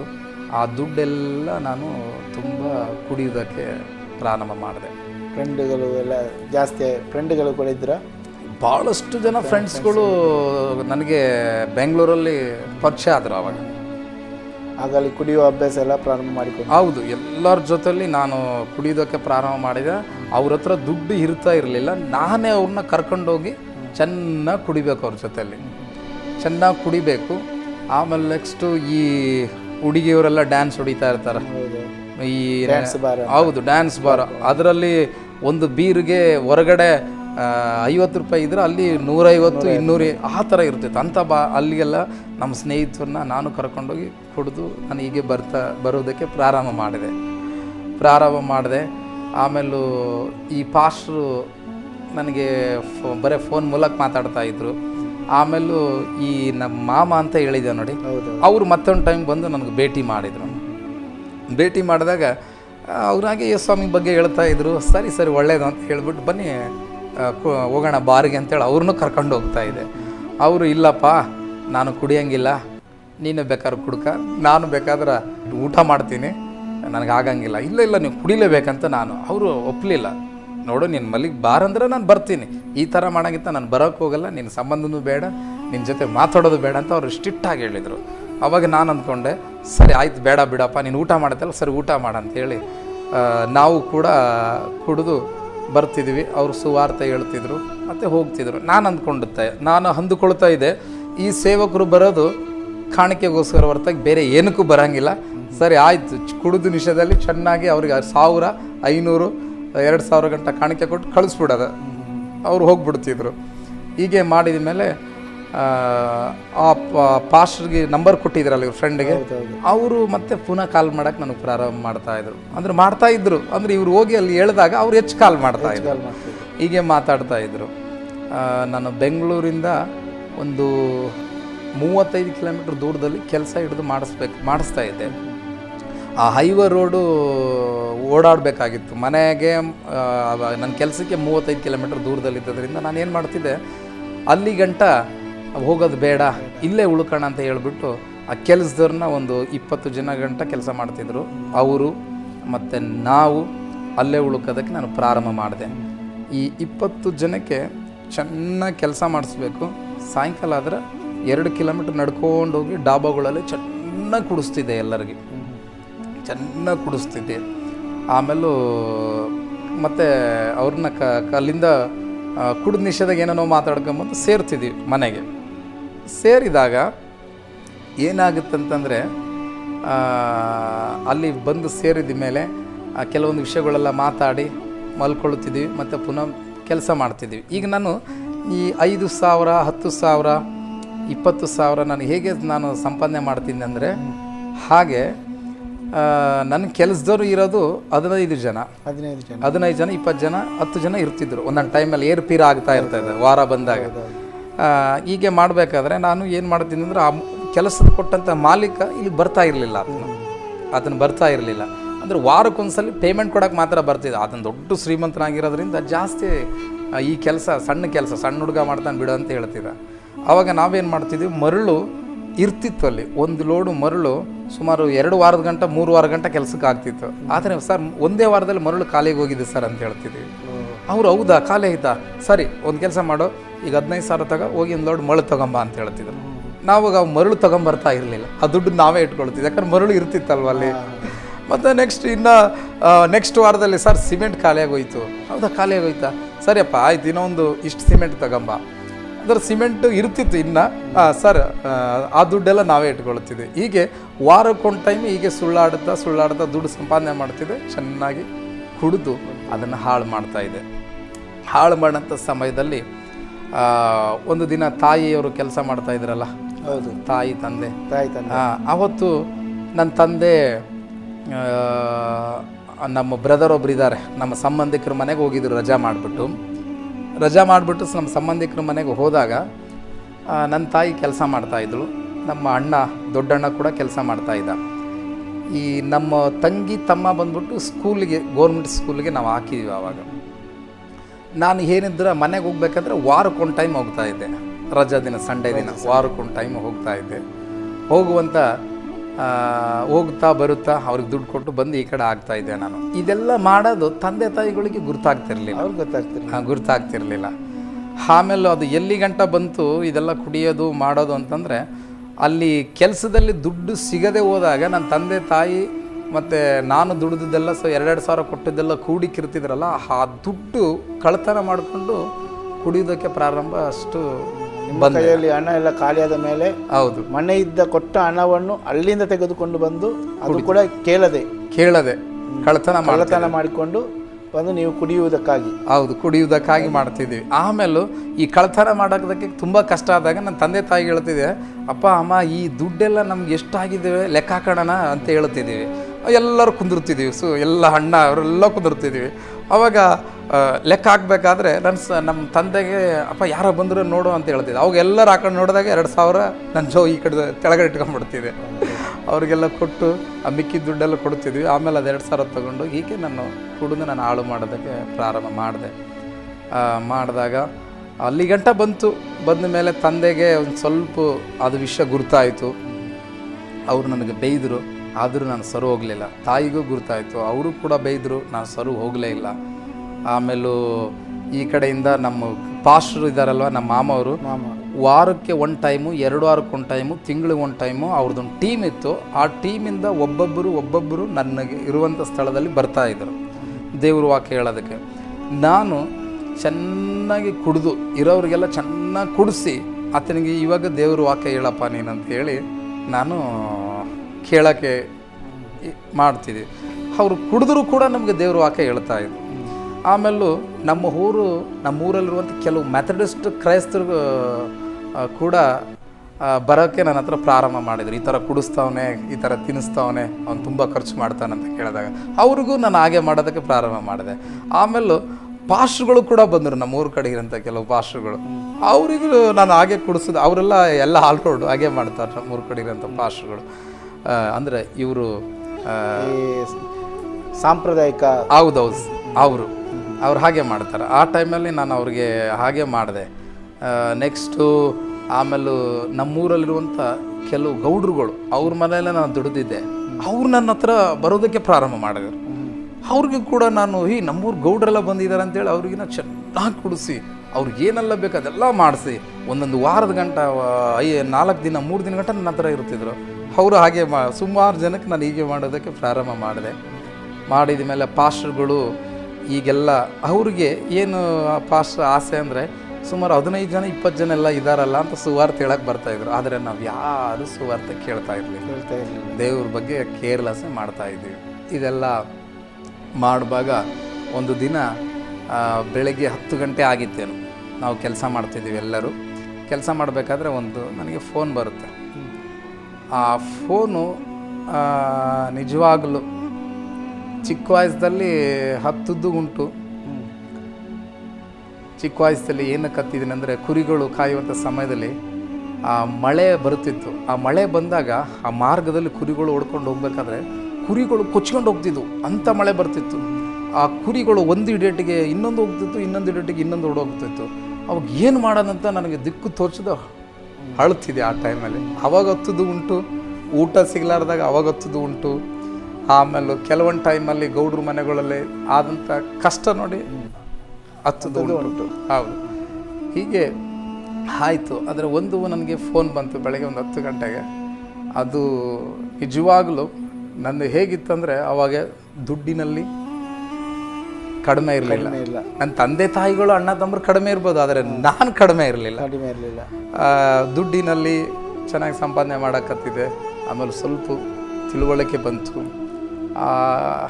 ಅಳಂಥದ್ದು ಸೀನ್ ನನ್ನಲ್ಲಿ ಇರಲಿಲ್ಲ. ಅನೇಕ ಫ್ರೆಂಡ್ಸ್ಗಳನ್ನ ಇಟ್ಕೊಂಡಿದ್ದೆ. ಯಾರಾದರೂ ಮಾತಾಡಿದರೂ ಕೂಡ ಹೊಡಿತೀನಿ, ಅವರಿಗೆ ಏನು ಬೇಕಷ್ಟು ಮಾಡಷ್ಟು ಅವಾಗೆ ನನ್ನಲ್ಲಿ ಬಂದ್ಬಿಟ್ಟಿತ್ತು.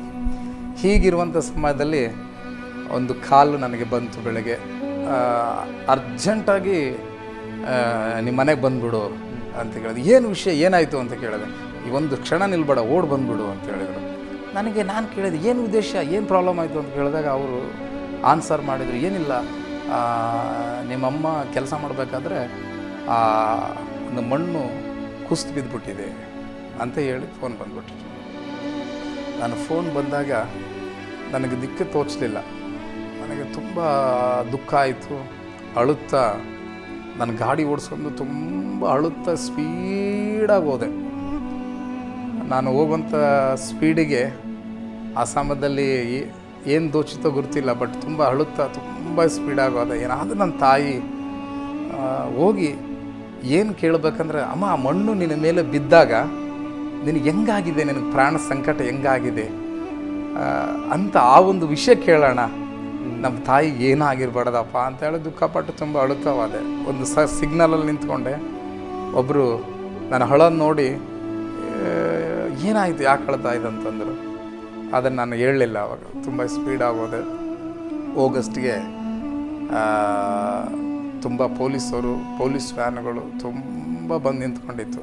ಆವಾಗ ನಾನದು ಮಣ್ಣೆಲ್ಲ ತೆಗೆದು ನನ್ನ ತಾಯಿನ ಒಂದು ಗಾಡಿ ಒಳಗೆ ಆಂಬುಲೆನ್ಸ್ ಒಳಗಡೆ ಹಾಕಿದರು. ಅವಾಗ ನಮ್ಮ ಅಣ್ಣ ಕೂಡ ಕೆಲಸ ಮಾಡ್ತಿದ್ದ, ಆತನಿಗೆ ಇಷ್ಟೊಳಗಡೆ ತಗಲಾಕೊಂಡಿದ್ರು. ನಮ್ಮ ತಾಯಿ ಮಾತ್ರ ತೀರ್ಕೊಂಡಿದ್ರು. ನನಗೆ ಗಾಡಿಯಲ್ಲಿ ಇದ್ದಾಳೆ ಅಂತಂದ್ರಲ್ಲ, ಮೋಸ್ಟ್ಲಿ ಇನ್ನೂ ಇದ್ದಾಳಾಗ್ಯದ ನಮ್ಮ ತಾಯಿ ಅಂತ ಓಡೋದೆ. ಆದರೆ ಹೋಗಿ ನೋಡಿದಾಗ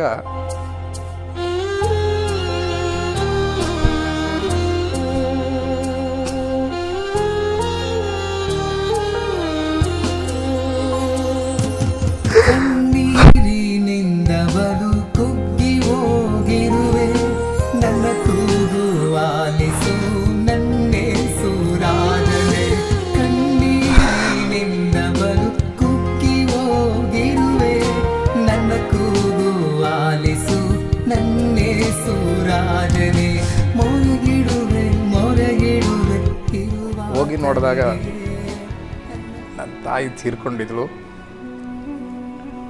ಮತ್ತು ನನ್ನ ತಂದೆಗೆ ವಿಷಯ, ಅವರು ನಮ್ಮ ಬ್ರದರ್ ಹತ್ರ ಹೋಗಿದ್ರಲ್ಲ, ಅವ್ರಿಗೆ ವಿಷಯ ಮುಟ್ಟಿತ್ತು. ಅವ್ರು ಬರ್ತಾಯಿದ್ರು. ನನ್ನ ತಮ್ಮ, ನನ್ನ ತಂಗಿ ಎಲ್ಲರೂ ಬಂದು ತಪ್ಕೊಂಡು ಅಳುವುದಕ್ಕೆ ಪ್ರಾರಂಭ ಮಾಡಿದ್ದೀವಿ. ಆದರೆ ಈ ಥರ ನಮಗೆಂದು ಕಷ್ಟ ಸಂಭವಿಸಿರಲಿಲ್ಲ. ಆಮೇಲೂ ಪೊಲೀಸ್ ಸ್ಟೇಷನ್ ತೆಗೆದುಕೊಂಡು ಹೋಗಿ ಕೆಲವು ತೀರ್ಮಾನಗಳು ಅವತ್ತು ಆಯಿತು. ನಮ್ಮ ತಾಯಿನ ಈಗ ಮಣ್ಣು ಮಾಡಬೇಕಾದ್ರೆ ಊರಿಗೆ ಹೆಣ ತಗೊಂಡು ಹೋಗ್ಬೇಕು. ಹೆಣ ತೊಗೊಂಡು ಹೋಗ್ಬೇಕಾದ್ರೆ ಅದು ನಮಗೇನು ಗೊತ್ತಿರಲಿಲ್ಲ. ಅವಾಗ ಏನು ಗೊತ್ತಿಲ್ಲ ಅಷ್ಟಂದ ಸಣ್ಣ ಪ್ರಯಾಣ.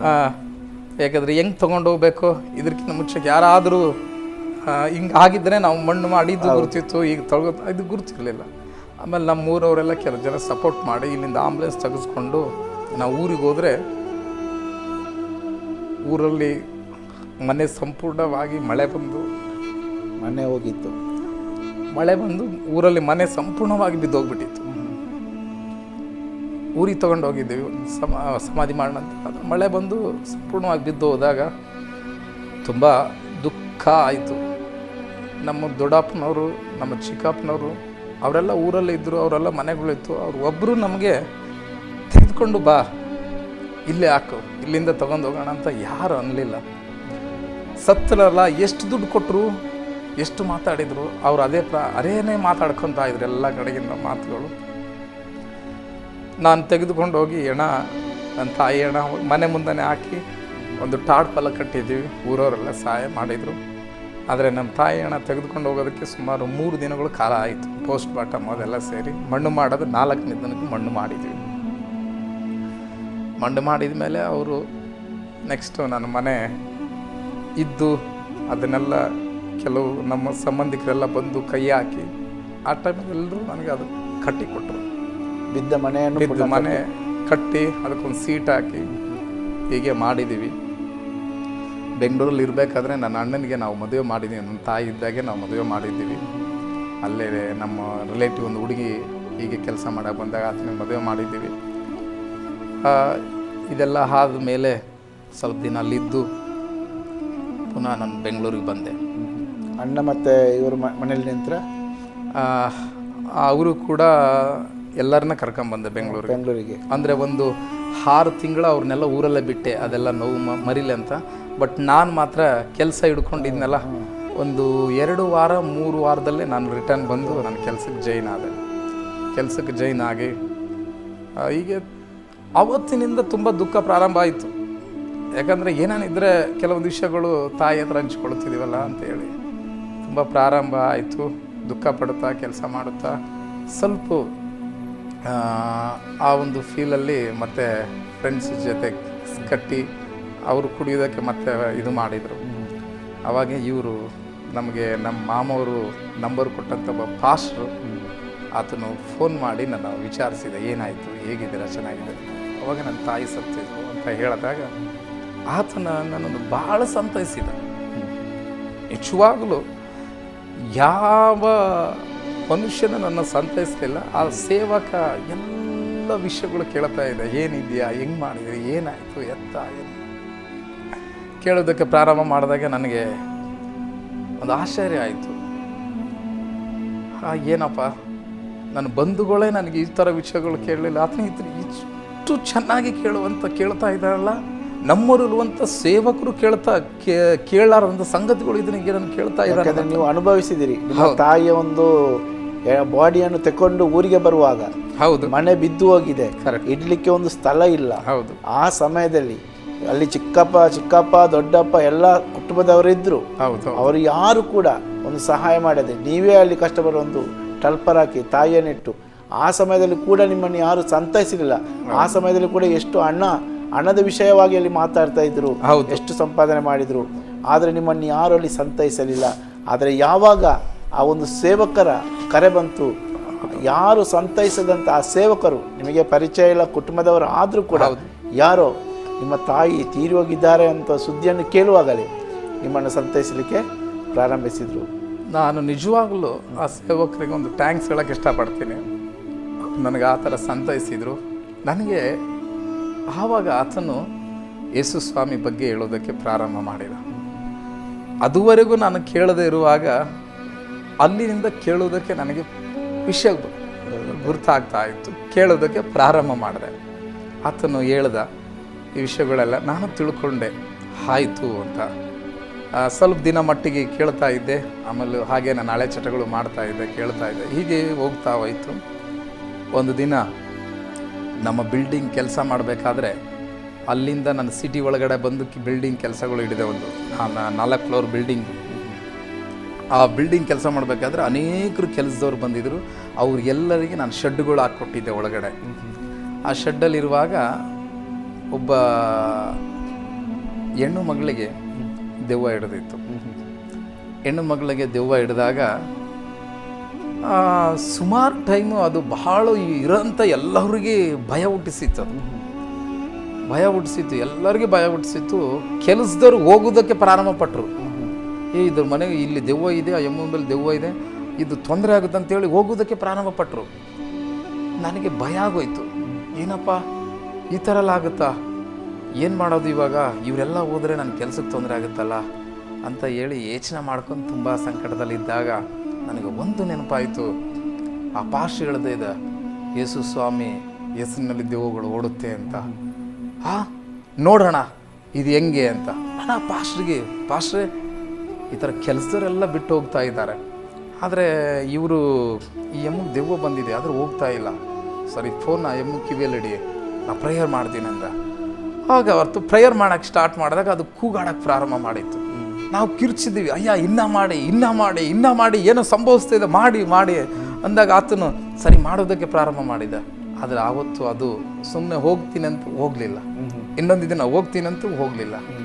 ಆದರೆ ಆ ಪಾಸ್ಟರ್ಗೆ ನಾವು ಈಗ ಹೇಳಿದಾಗ ಅವರು ಒಂದು ಮಾತು ಹೇಳಿದ್ರು, ನೋಡು, ಬೆಂಗಳೂರಲ್ಲಿ ಆಂಟೋನಿ ಕ್ರೂಸ್ ಅಂತ ಒಬ್ಬ ಪಾಸ್ಟರ್ ಇದ್ದಾರೆ, ಅವ್ರನ್ನ ಹೋಗಿ ನೀನು ಆ ನಂಬರ್ ಕೊಡ್ತೀನಿ, ಅವ್ರಿಗೆ ನಾನು ಹೇಳಿರ್ತೀನಿ, ಅವ್ರು ಕರ್ಕೊಂಡು ಬಾ ಎಂಬುದಾಗಿ. ಸರಿ ಆಯ್ತು, ಹಾಗೆ ಮಾಡ್ತೀನಿ ಅಂತ ಹೇಳಿ ಆ ಪಾಸ್ಟರ್ ಒಂದು ಕಡೆ ಮೀಟಿಂಗ್ ಹೋಗಿದ್ರು. ಇಂಥ ಸ್ಥಳದಲ್ಲಿ ನಾನು ಇದ್ದೀನಿ ಅಂತ ಹೇಳಿದರು. ಅಯ್ಯ ನೀವು ಬರೋದಕ್ಕಿಂತ ನಾನೇ ನಿಮ್ಮಲ್ಲಿ ಬರ್ತೀನಿ, ಅಲ್ಲಿ ವೆಯ್ಟ್ ಮಾಡ್ತೀನಿ, ಆ ಮೀಟಿಂಗ್ ಮುಗಿದ್ಮೇಲೆ ನನ್ನ ಗಾಡಿ ಮೇಲೆ ನೀವು ಬಂದು ಎಷ್ಟು ರಾತ್ರಿ ಹೊತ್ತಾದರೂ ಪರವಾಗಿಲ್ಲ ಅಂತೇಳಿ ಆ ಮೀಟಿಂಗ್ ಮುಗಿಸ್ಕೊಂಬರೋಕ್ಕೆ ಸುಮಾರು 10 ಗಂಟೆಗಳು ಕಾಲ ಆಯಿತು. ಮನೆ ಇಲ್ಲಿಗೆ ಬರೋಟ್ಟಿಗೆ 10:30 ಆಯಿತು. ಈ ಸ್ಥಳಕ್ಕೆ ಬರೋಕ್ಕೆ ಬಂದು ಆ ಪಾಸ್ಟ್ರು ಪ್ರೇಯರ್ ಮಾಡುವಾಗ ಒಂದು ದೆವ್ವ ಹೊರಗಡೆ ಹೋಯ್ತು, ಆ ಎಮ್ಮನ ಒಳಗಡೆ ಇನ್ನೊಂದು ದೆವ್ವ ಹೊರಗಡೆ ಬಂತು, 2 ಬಂತು.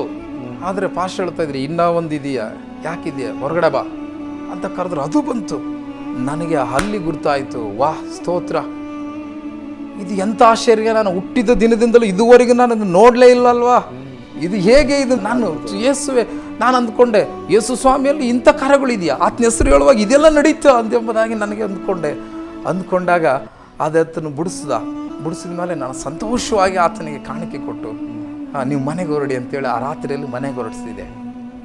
ಮನೆಗೆ ಹೊರಡು ಮೇಲೆ ಆದರೆ ನಾನು ಆ ರಾತ್ರಿಯೆಲ್ಲ ಧ್ಯಾನದಲ್ಲಿ ಕುಂತ್ಕೊಂಡೆ. ಇದು ಹೆಂಗೆ ಸಂಭವಿಸ್ತು, ನನ್ನಿಂದ ಆಗಲಿಲ್ಲಲ್ವ, ನಾನು ಒಬ್ಬ ಕ್ರೈಸ್ತನು, ನಾನು ಹುಟ್ಟು ಕ್ರೈಸ್ತನು. ಆ ಪಾಸ್ಟರ್ ಕೇಳಿದರೆ ನಾನು ನಂಬಿ 5 ವರ್ಷಗಳ ಕಾಲ ಆಯಿತು ಅಂತ ಹೇಳ್ತಾ ಇದ್ದಾನೆ, ಆದರೆ ನಾನು ಹುಟ್ಟು ಕ್ರೈಸ್ತನು, ಇದು ಹೆಂಗೆ ಅಂತ ಕೇಳ್ಕೊಂಡಾಗ ನಾನು ಕೇಳಿದೆ ಒಂದು ದಿನ ಪಾಸ್ಟ್ರಿಗೆ ಫೋನ್ ಮಾಡಿ, ಅಯ್ಯ ಈ ದೆವ್ವಗಳು ಓಡಬೇಕಾದ್ರೆ ಪಾಸ್ಟ್ರಿಂದ ಮಾತ್ರ ಓಡ್ತಾ ಇತ್ತಾ ಅಥವಾ ವಿಶ್ವಾಸಿಗಳಿಂದ ಓಡುತ್ತಾ ಅಂತ ಕೇಳಿದಾಗ ಅವ್ರು ಹೇಳಿದರು, ಯೇಸು ಸ್ವಾಮಿನನ್ನು ಯಾರೆಲ್ಲ ಅಂಗೀಕರಿಸ್ತಾರೋ ಆತನ ನಂಬುವವರು ಆತನಿಗಿಂತಲೂ ಅದ್ಭುತಗಳು ಕಾರ್ಯಗಳು ಹೆಚ್ಚಾಗಿ ಮಾಡ್ತಾರೆ ಎಂಬುದಾಗಿ ಹೇಳಿದರು.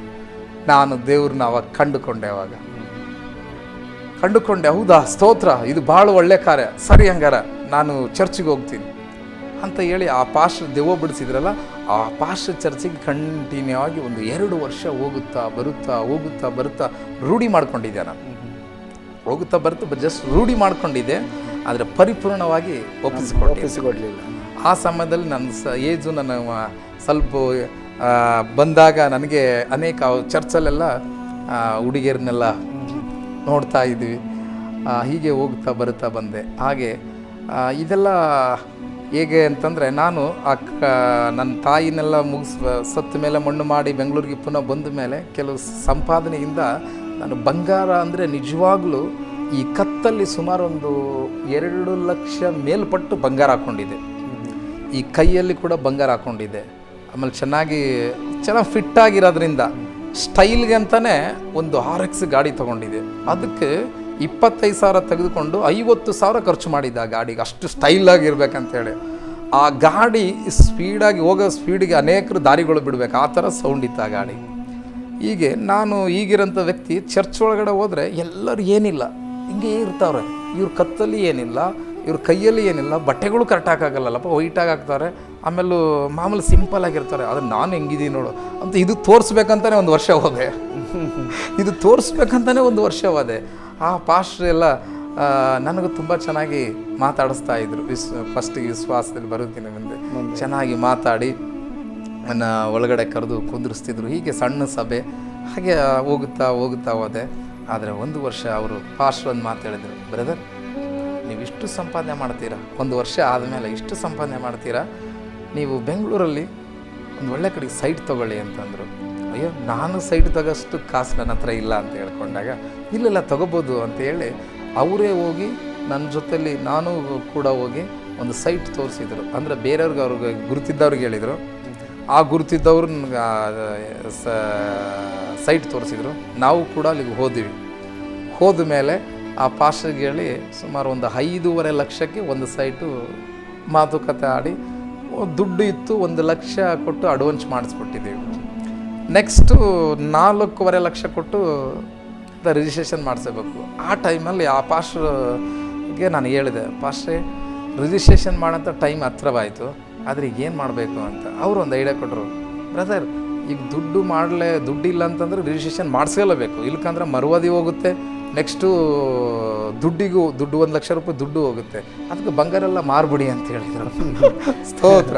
ಇನ್ನು ಅವ್ರು ಕೊಟ್ಟಂಥ ಸಜೆಷನ್ ಒಳ್ಳೇದಂತೇಳಿ ಎಲ್ಲ ಬಂಗಾರ ಮಾರಿದಾಗ ಸುಮಾರು 3 ಲಕ್ಷ ರೂಪಾಯಿ ದುಡ್ಡು ಬಂತು. ಮಿಕ್ಕಿದ ದುಡ್ಡು ಸಾಲ ಮಾಡಿ ನಾನು ಜಮೀನು ಸೈಟ್ ಖರೀದಿ ಮಾಡಿಕೊಂಡು ರಿಜಿಸ್ಟ್ರೇಷನ್ ಮಾಡಿಕೊಂಡ ಮೇಲೆ ಅದು ಸರೋಯ್ತು. ಆಮೇಲೆ ಇನ್ನೊಂದು ಸ್ವಲ್ಪ ದಿನ ಆದಮೇಲೆ ಪಾಸ್ಟ್ರು 1 ವರ್ಷದಲ್ಲಿ ಸಂಭವಿಸಿದ್ದು ಅವ್ರ ಸಭೆಗೆ ಹೋದ್ಮೇಲೆ ಇನ್ನೂ 3 ತಿಂಗಳ ಬಿಟ್ಟು ನನಗೆ, ಬ್ರದರ್ ನೀವು ಡೀಸೆಂಟಾಗಿರೋ ಬಟ್ಟೆಗಳು ಹಾಕಿ ಚೆನ್ನಾಗಿರ್ತೀರೋ, ಸೂಪರಾಗಿರುತ್ತೆ ಅಂದರೆ ಆ ಥರ ಹೇಳಿದಾಗ ನಮ್ಗೆ ಖುಷಿ ಆಗುತ್ತೆ. ಅಯ್ಯೋ ಪಾಸ್ಟ್ರು ಇಷ್ಟು ಚೆನ್ನಾಗಿ ನನಗೆ ಹೇಳ್ತಾರೆ, ನಾವು ಯಾಕೆ ಆಗಬಾರ್ದು ಅಂತೇಳಿ ಆ ಥರ ಬಟ್ಟೆ ಹಾಕೋದಕ್ಕೆ ಪ್ರಾರಂಭ ಮಾಡಿದ್ದೀವಿ. ಆಮೇಲೆ ಈ ಪಾಸ್ಟ್ರು ನನಗೆ ಹೇಗೆ ನಾನು ತನ್ನ ಸೇವೆಗೆ ಕರ್ಕೊಳ್ತೀನಿ ಅಂದರೆ, ಒಂದು ಕರೆಕ್ಟಾಗಿ 2 ತಿಂಗಳ 1 ತಿಂಗಳ ಫಸ್ಟ್ನೇ ತಿಂಗಳಲ್ಲಿ ಫೋನ್ ಮಾಡಿ ಕರೆದ, 4 ವಾರ ಫೋನ್ ಮಾಡಿ ಕರೆದ ಬಾ ಅಂತ. ಬೆಳಿಗ್ಗೆ 8 ಗಂಟೆಗೆ ಎಬ್ಬಿಸ್ತಿದ್ದೆ, 9:30 ಸಭೆ ಸ್ಟಾರ್ಟು, 9 ಗಂಟೆಗೆ ಬಿಟ್ಟು ಅರ್ಧ ಗಂಟೆಗೆ ಹೋಗ್ತಿದ್ವಿ. ಫೋನ್ ಮಾಡಿ 4 ವಾರ ಕರೆದ. ಆಮೇಲೆ ಇನ್ನೂ ಒಂದು 4 ವಾರದಲ್ಲಿ ಮಿಸ್ ಕಾಲ್ ಕೊಟ್ಟ, ಎದ್ದು ಬರಬೇಕಂತ ಮಿಸ್ ಕಾಲ್ ಕೊಟ್ಟ. ಆ ಕಡೆ ಫೋನ್ ಮಾಡೋದೇ ಬಿಟ್ಬಿಟ್ರು. ಆದರೆ ನಾನು ಹೋಗೋದಕ್ಕೆ ಪ್ರಾರಂಭ ಮಾಡಿದೆ. ಹೀಗೆ ನಡೀತು. ಅಲ್ಲಿ ನಡೆದ ಮೇಲೆ ನನಗೊಂದು ವಿಶ್ವಾಸ ಬಂತು. ದೇವ್ರ ಮೇಲೆ ಹೋಗೋದು, ಸಭೆಗೆ ಹೋಗುವುದು ಬರುವುದೆಲ್ಲ ಬಂತು. ಆದರೆ ಯಾವ ವಾಕ್ಯಗಳು ಅವರು ಹೇಳುವಾಗ ಅದನ್ನು ಕೇಳುವುದಕ್ಕೆ ಪ್ರಾರಂಭ ಮಾಡಿದೆ.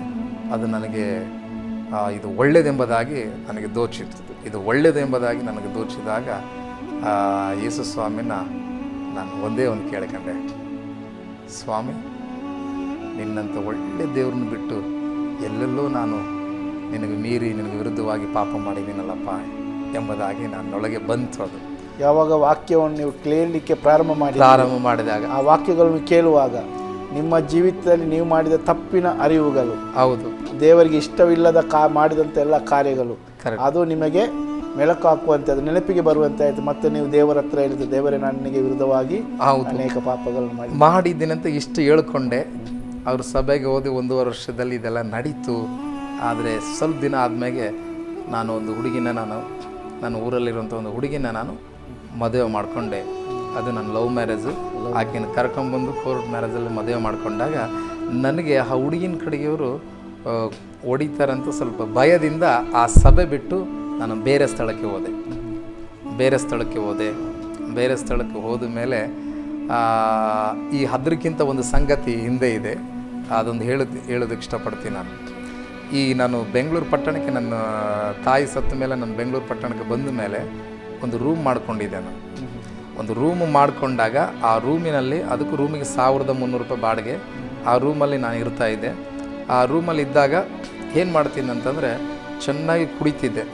ಆಮೇಲೆ ಈ ಹೋಟ್ಲವರೆಲ್ಲ ನನಗೆ ನಾನು ಜಸ್ಟ್ ಫೋನ್ ಹೊಡೆದ್ರೆ ಏನೇನು ಬೇಕಾದೆಲ್ಲ ಮನೆಗೆ ತಂದು ಕೊಟ್ಟು ಹೋಗ್ಬೇಕು, ಆ ಥರ ನಾನು ಇಟ್ಕೊಂಡಿದ್ದೆ. ಅವರೆಲ್ಲ ತಂದು ಕೊಡ್ತಾಯಿದ್ರು. ಆಮೇಲೆ ಯೇಸು ಸ್ವಾಮಿ ಬಗ್ಗೆ ಹೇಗೆ ನಿಮಗೂ ಯೇಸು ಸ್ವಾಮಿ ಬಗ್ಗೆ ಅಂತ ಕೇಳಿದ್ರಿ. ಅವಾಗ ನಮ್ಮ ಊರು ಒಬ್ಬನ ಕೆಲಸ ಮಾಡ್ತಿದ್ದ ಅದೇ ಏರಲ್ಲಿ. ಅವನಲ್ಲಿ ಒಂದು ಫೋನ್ ಒಳಗಡೆ ರೆಕಾರ್ಡಿಂಗ್ ಮಾಡಿಕೊಂಡು ಒಂದು ಹಾಡಿತ್ತು.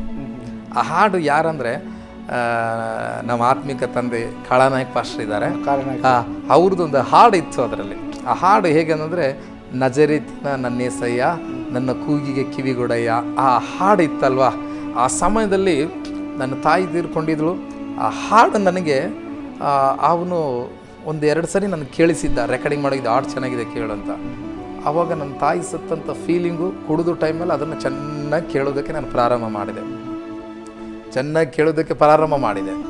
ಆಮೇಲೂ ಎಲ್ಲೇ ಬಾರಲ್ಲಿ ಕುಂತ್ಕೊಂಡಾಗ ಅವನಿಗೆ ಫೋನ್ ಮಾಡ್ತಿದ್ದೆ, ಆ ಹಾಡು ನನಗೆ ಇಡಿ, ನಾನು ಕೇಳಬೇಕು ಅದನ್ನು ಅಂತ ಹೇಳಿ ಕುಡಿತಿದ್ದೀವಿ. ಆ ಹಾಡು ಕೇಳ್ಕೊಂಡು ಕುಡಿತಾ ಇರ್ತಿದ್ದೆ. ಆಮೇಲೂ ಇದು ನಡೆದಾದ್ಮೇಲೆ ಈ ಪಾಸ್ಟರ್ ನನಗೆ ಆಂಟೋನಿ ಕ್ರೂಸ್ ಅವರು ಪರಿಚಯ ಆದಮೇಲೆ ಅವ್ರ ಸಭೆಗೆ ಹೋಗೋದಕ್ಕೆ ನಾನು ಪ್ರಾರಂಭ ಮಾಡಿದೆ. ಅವರು ಏನು ಮಾಡಿದರು, ನನಗೆ ನಾನು ಒಂದು TV ಆಮೇಲೆ DVD ಪ್ಲೇಯರ್ ತಂದುಕೊಂಡಿದ್ದೆ. ಈ ಥರ ತಂದುಕೊಂಡಿದ್ದೀನಿ ಅಂತ ಹೇಳಿದೆ. ಹೌದಾ ಅಂಥೇಳಿ ಒಂದು ದಿನ ಅವ್ರ ಮನೆಗೆ ಬಂದು Kalanayak pastor CD, Venkatesh pastor CD ನನಗೆ ತೆಗೆದುಕೊಂಡು ಬಂದು ಕೊಟ್ಟಾಗ ಆ ಹಾಡುಗಳು ಕೇಳುತ್ತಾ ಮನೆಗೆ ಬೀರ್ಗಳು, ಈ ಎಲ್ಲ ಚಿಕನ್ ಕಬಾಬ್ ಇವೆಲ್ಲ ತರಿಸಿ ಚೆನ್ನಾಗಿ ಕುಡಿತಿದೆ. ಆ ಹಾಡುಗಳು ಕೇಳಬೇಕು, ಹಂಗೆ ಕುಡಿಬೇಕು, ಹಂಗೆ ಕೇಳುತ್ತಾ ಹೋಗ್ತಾ ಇದ್ದೆ ನಾನು. ಹಾಗೆ ಹೋಗುವಾಗ ಮತ್ತು ಸಭೆಗೂ ಕೂಡ ಹಾಗೆ ಹೋಗ್ತಾ ಇದ್ದೆ. ಆದರೆ ಒಂದು ದಿನ ನನಗೆ ಅದು ಬಂತು, ನಿನಗೆ ವಿರುದ್ಧವಾಗಿ ನಾನು ತಪ್ಪು ಮಾಡಿದ್ದೀನಿ. ವಾಕ್ಯ ಕೇಳುತ್ತಾ ಬಂದಾಗ ನಾನೇನು ಮಾಡಿದೆ, ಅಲ್ಲಿಂದ ನಾನು ಹೋಗಿ ನನ್ನ ಊರಲ್ಲಿರುವಂಥ ಒಂದು ಹುಡುಗಿನ ತೆಗೆದುಕೊಂಡು ಬಂದು ನಾನು ಮದುವೆ ಮಾಡಿಕೊಂಡಾಗ ನನಗೆ ಆ ಹುಡುಗಿಯವ್ರ ಕಡೆಗಿಂದ ತೊಂದರೆ ಆಗುತ್ತೇನೋ ಅಂತ ಭಯ. ಆ ಹುಡುಗಿ ತಂದೆ ಬಂದ್ಬಿಟ್ಟು ದುಬೈಯಲ್ಲೇ ಇದ್ದವರು. ದುಬೈಯಲ್ಲೇ ಅವ್ರಿಗೆ ಒಂದು 3 ವರ್ಷದ ಗಂಟೆ ಜೈಲಿಗೆ ಹಾಕಿದ್ರು. ಅವರು ಏನು ತಪ್ಪು ಮಾಡಿದ್ರು, ಆದರೆ ಯಾರಿಗೆ ಹೊಡೆದಿದ್ರಂತ ಅವರು ಆಗಿರುವಂಥ ವ್ಯಕ್ತಿ. ಆ ಕಡೆ ಎಲ್ಲ ತುಂಬ ರೌಡಿ ಅಂತ ತುಂಬ ವಿಷಯ ಆಗಿತ್ತು. ಅಂಥವ್ರ ಮಗಳನ್ನ ನಾನು ಕರ್ಕೊಂಡ್ಬಂದಿದ್ದೆ. ಬಂದು ನಾನು ಮದುವೆ ಮಾಡ್ಕೊಂಡ ಮೇಲೆ ಒಂದು ದಿನ ಅವರು ಬಂದು ಸುಮಾರು 15 ಜನ ಹುಡುಕಲಿಕ್ಕೆ ಪ್ರಾರಂಭ ಮಾಡಿದರು. ಸಿಟಿಯಲ್ಲಿ ಹುಡುಕೋದಕ್ಕೆ ಪ್ರಾರಂಭ ಮಾಡಿದಾಗ ನನಗೆ ತುಂಬ ಭಯ ಉಂಟಾದಾಗ ಏನು ಮಾಡಬೇಕು ಅಂತ ಯೋಚನೆ ಮಾಡಿ ಕಾಳಾನಾಯಕ್ ಪಾಸ್ಟರ್ CD ನಾನು ಇದ್ರ ಒಳಗಡೆ ಹಾಕಿದಾಗ ಒಂದು ಹಾಡು ಬಂತು. ಇದು ಫಸ್ಟ್ನೇ ಟೈಮ್ ಕೇಳಿದ್ದು, ನಜರೇತಿನ ನನ್ನೇಸಯ್ಯ, ನನ್ನ ಕೂಗಿಗೆ ಕಿವಿಗೊಡೆಯ ಅಂತ. ಆ ಟೈಮಲ್ಲಿ ನನಗೆ ಅದು ಬೇಕಾಗಿತ್ತು, ಅದು ಕೇಳಿದೆ. ಆದರೆ ಆ ಭಯದಲ್ಲಿ ಕುಂತಾಗ ಇನ್ನೊಂದು ಹಾಡು ಬಂತು ಅವ್ರದ್ದೇ. ಯಾವುದಂದರೆ ಅನುದಿನ ಕಾಯ್ತಿರುವೆ ಮಗನೇ ಕಳವಳಗೊಳ್ಳೆದಿರು, ಭಯಬೇಡ ಕಳವಳಗೊಳ್ಳೆದಿರು, ನಾನು ನಿನ್ನನ್ನು ಕಾಯ್ತೀನಿ. ಆ ಹಾಡು ನನಗೆ ಬಂದಾಗ ನನ್ನೊಳಗಡೆ ಒಂದು ಚೈತನ್ಯ ಉಂಟಾಯಿತು, ಧೈರ್ಯ ಬಂತು.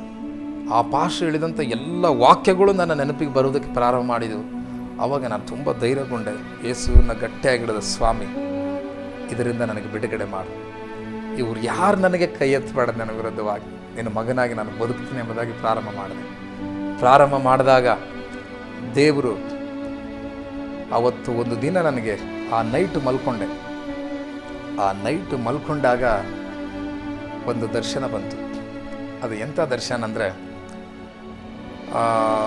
ಪರಲೋಕದಲ್ಲಿ ಮೇಲ್ಗಡೆ ಮಲ್ಕೊಂಡಿದ್ದೀನಿ, ಮೇಲ್ಗಡೆ ನಾನು ನೋಡ್ತಾ ಇದ್ದೀನಿ. ಅಲ್ಲಿ ನಾನು ಪ್ರವೇಶ ಮಾಡಿದ್ದೀನಿ.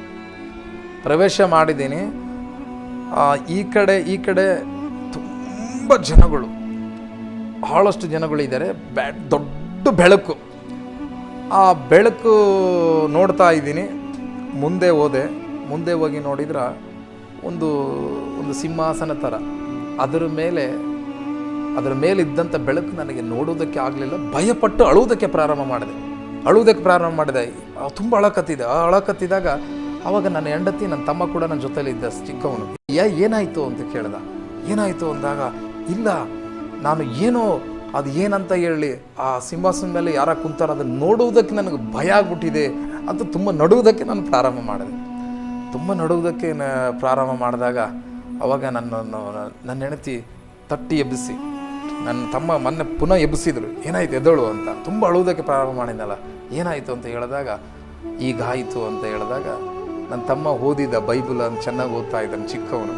ಅವನು ಹೇಳಿದ, ಇದು ದೇವರು ನಿನಗೆ ದರ್ಶನ ಕೊಟ್ಟಿದ್ದಾನೆ, ಇನ್ನು ಮೇಲೆ ಪಾಪ ಮಾಡದಂತೆ ದೇವ್ರನ್ನ ಆದುಕೊಂಡು ಆತನ ಮಾರ್ಗದಲ್ಲಿ ನಡಿ ಎಂಬುದಾಗಿ ನನಗೆ ಆತನ ಹೇಳಿದಾಗ, ತಮ್ಮ ಹೇಳಿದಾಗ ನಾನು ದೇವ್ರನ್ನ ಅವತ್ತ ಕೇಳಿಕೊಂಡೆ. ನಿನಗಾಗಿ ನಾನು ಜೀವಿಸ್ತೀನಿ ಸ್ವಾಮಿ ಎಂಬುದಾಗಿ ಕೇಳಿಕೊಂಡಾಗ ಆಮೇಲೆ ಆ ಸಮಯದಲ್ಲಿ ಮಾರನೇ ದಿನ ಬೆಳಿಗ್ಗೆ ಅದೇ CD ಹಾಕಿದಾಗ ಕಾಳನಾಯಕ ಪಾಸ್ಟರ್ ಸಭೆಗೆ, ನನ್ನ ಮನೆಗೆ ಒಂದು 2 ಕಿಲೋಮೀಟರ್ ದೂರದಲ್ಲಿತ್ತು. ಪಾಸ್ಟರ್ನ ಮೀಟ್ ಮಾಡಿ ಅವ್ರ ಬಳಿಗೆ ಹೋದಾಗ ಅವ್ರ ಸಭೆಗೆ ಹೋಗೋದಕ್ಕೆ ಪ್ರಾರಂಭ ಮಾಡಿದೆ. ಅವರು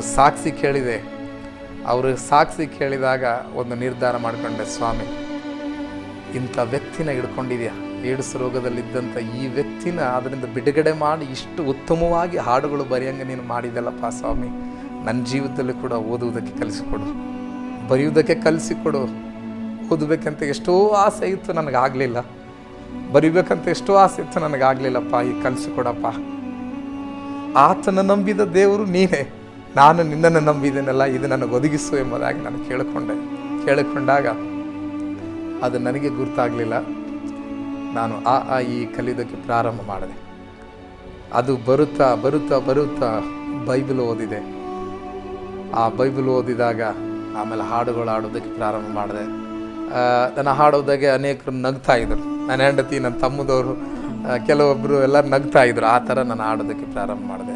ನಗುವಂತಾಗ ಅವ್ರು ನಗ್ತಾ ಇದ್ರು. ಯಾಕಂದರೆ ನೀವು ಯೇಸು ಸ್ವಾಮಿಯನ್ನು ಸ್ವಂತ ರಕ್ಷೆ ಅಂಗೀಕರಿಸಿದ ಮೇಲೆ ಆದ ಅನುಭವಗಳಿದೆ. ಹೌದು, ಅನುಭವ.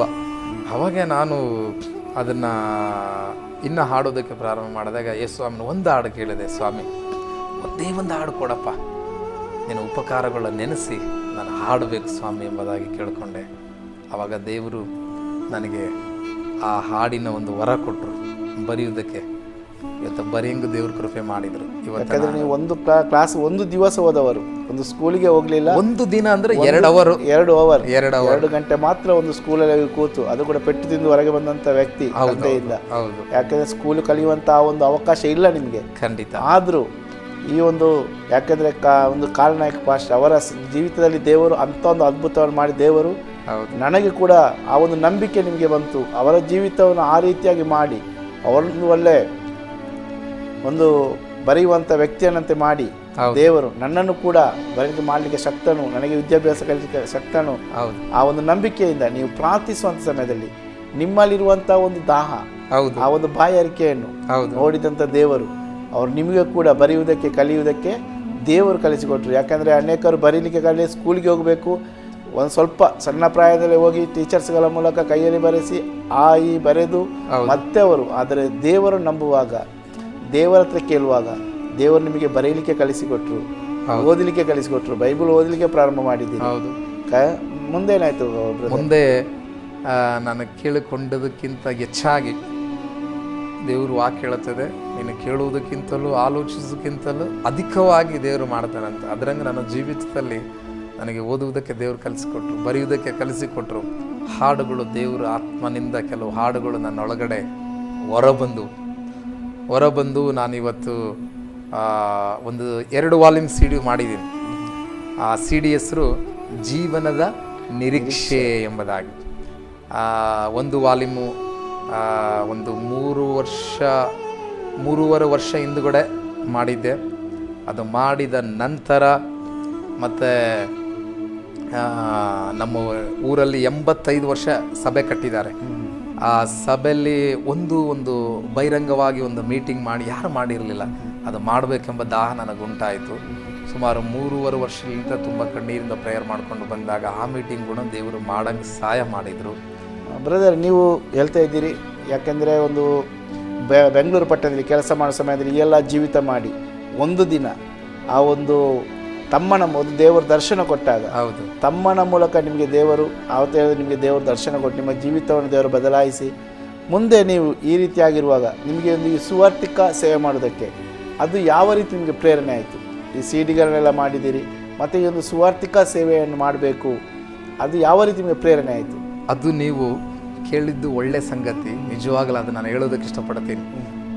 ಅದು ನನ್ನ ಜೀವಿತ ಹೇಗಿತ್ತಂತಂದರೆ, ಧೂಳಿನಲ್ಲಿ ಬಿದ್ದಿದ್ದೆ, ಬಡತನದಲ್ಲಿ ಇದ್ದಿದ್ದೆ, ಅಲ್ಲಿಂದ ದೇವರು ಈ ಮಟ್ಟಕ್ಕೆ ತೆಗೆದುಕೊಂಡು ಬಂದರು. ಆದರೆ ಬರುವಾಗ ಅನೇಕ ಸಂಗತಿಗಳು ಕೆಟ್ಟದಾಗಿ ನಾನು ನಡ್ಕೊಂಡೆ, ಆದರೆ ಅದರಿಂದ ಬಿಡಿಸೋದಕ್ಕೆ ಯಾರ ಕೈಲೇ ಆಗಲಿಲ್ಲ. ಆದರೆ ಹಾಡುಗಳು ಇಂದ ನಾನು ದೇವ್ರನ್ನ ಕಂಡುಕೊಂಡೆ. ಆ ಹಾಡಿಂದ ನಾನು ಅಂದುಕೊಂಡೆ, ಪಾಸ್ಟರ್ದು ಸಾಕ್ಷಿ ಕೇಳಿದ್ದೀವಿ, ಈ ಹಾಡಿನಿಂದ ಸ್ವಾಮಿ ನಾನು ನಿನ್ನನ್ನು ಕಂಡುಕೊಂಡಿದ್ದೀನಲ್ಲಪ್ಪ, ಇವರ ಹಾಗೆ ನಾನು ನಿನಗೋಸ್ಕರ ಹಾಡುಗಳು ಬರಿಬೇಕು, ನಿನಗೋಸ್ಕರ ಹಾಡಬೇಕು, ಆ ಹಾಡುಗಳಿಂದ ಅನೇಕ ನಿನ್ನನ್ನು ಕಂಡುಕೊಳ್ಬೇಕೆಂಬುದಾಗಿ ನಾನು ನಿರ್ಧಾರ ಮಾಡಿಕೊಂಡಾಗ ಆ ವೈರಾಗ್ಯದಲ್ಲಿ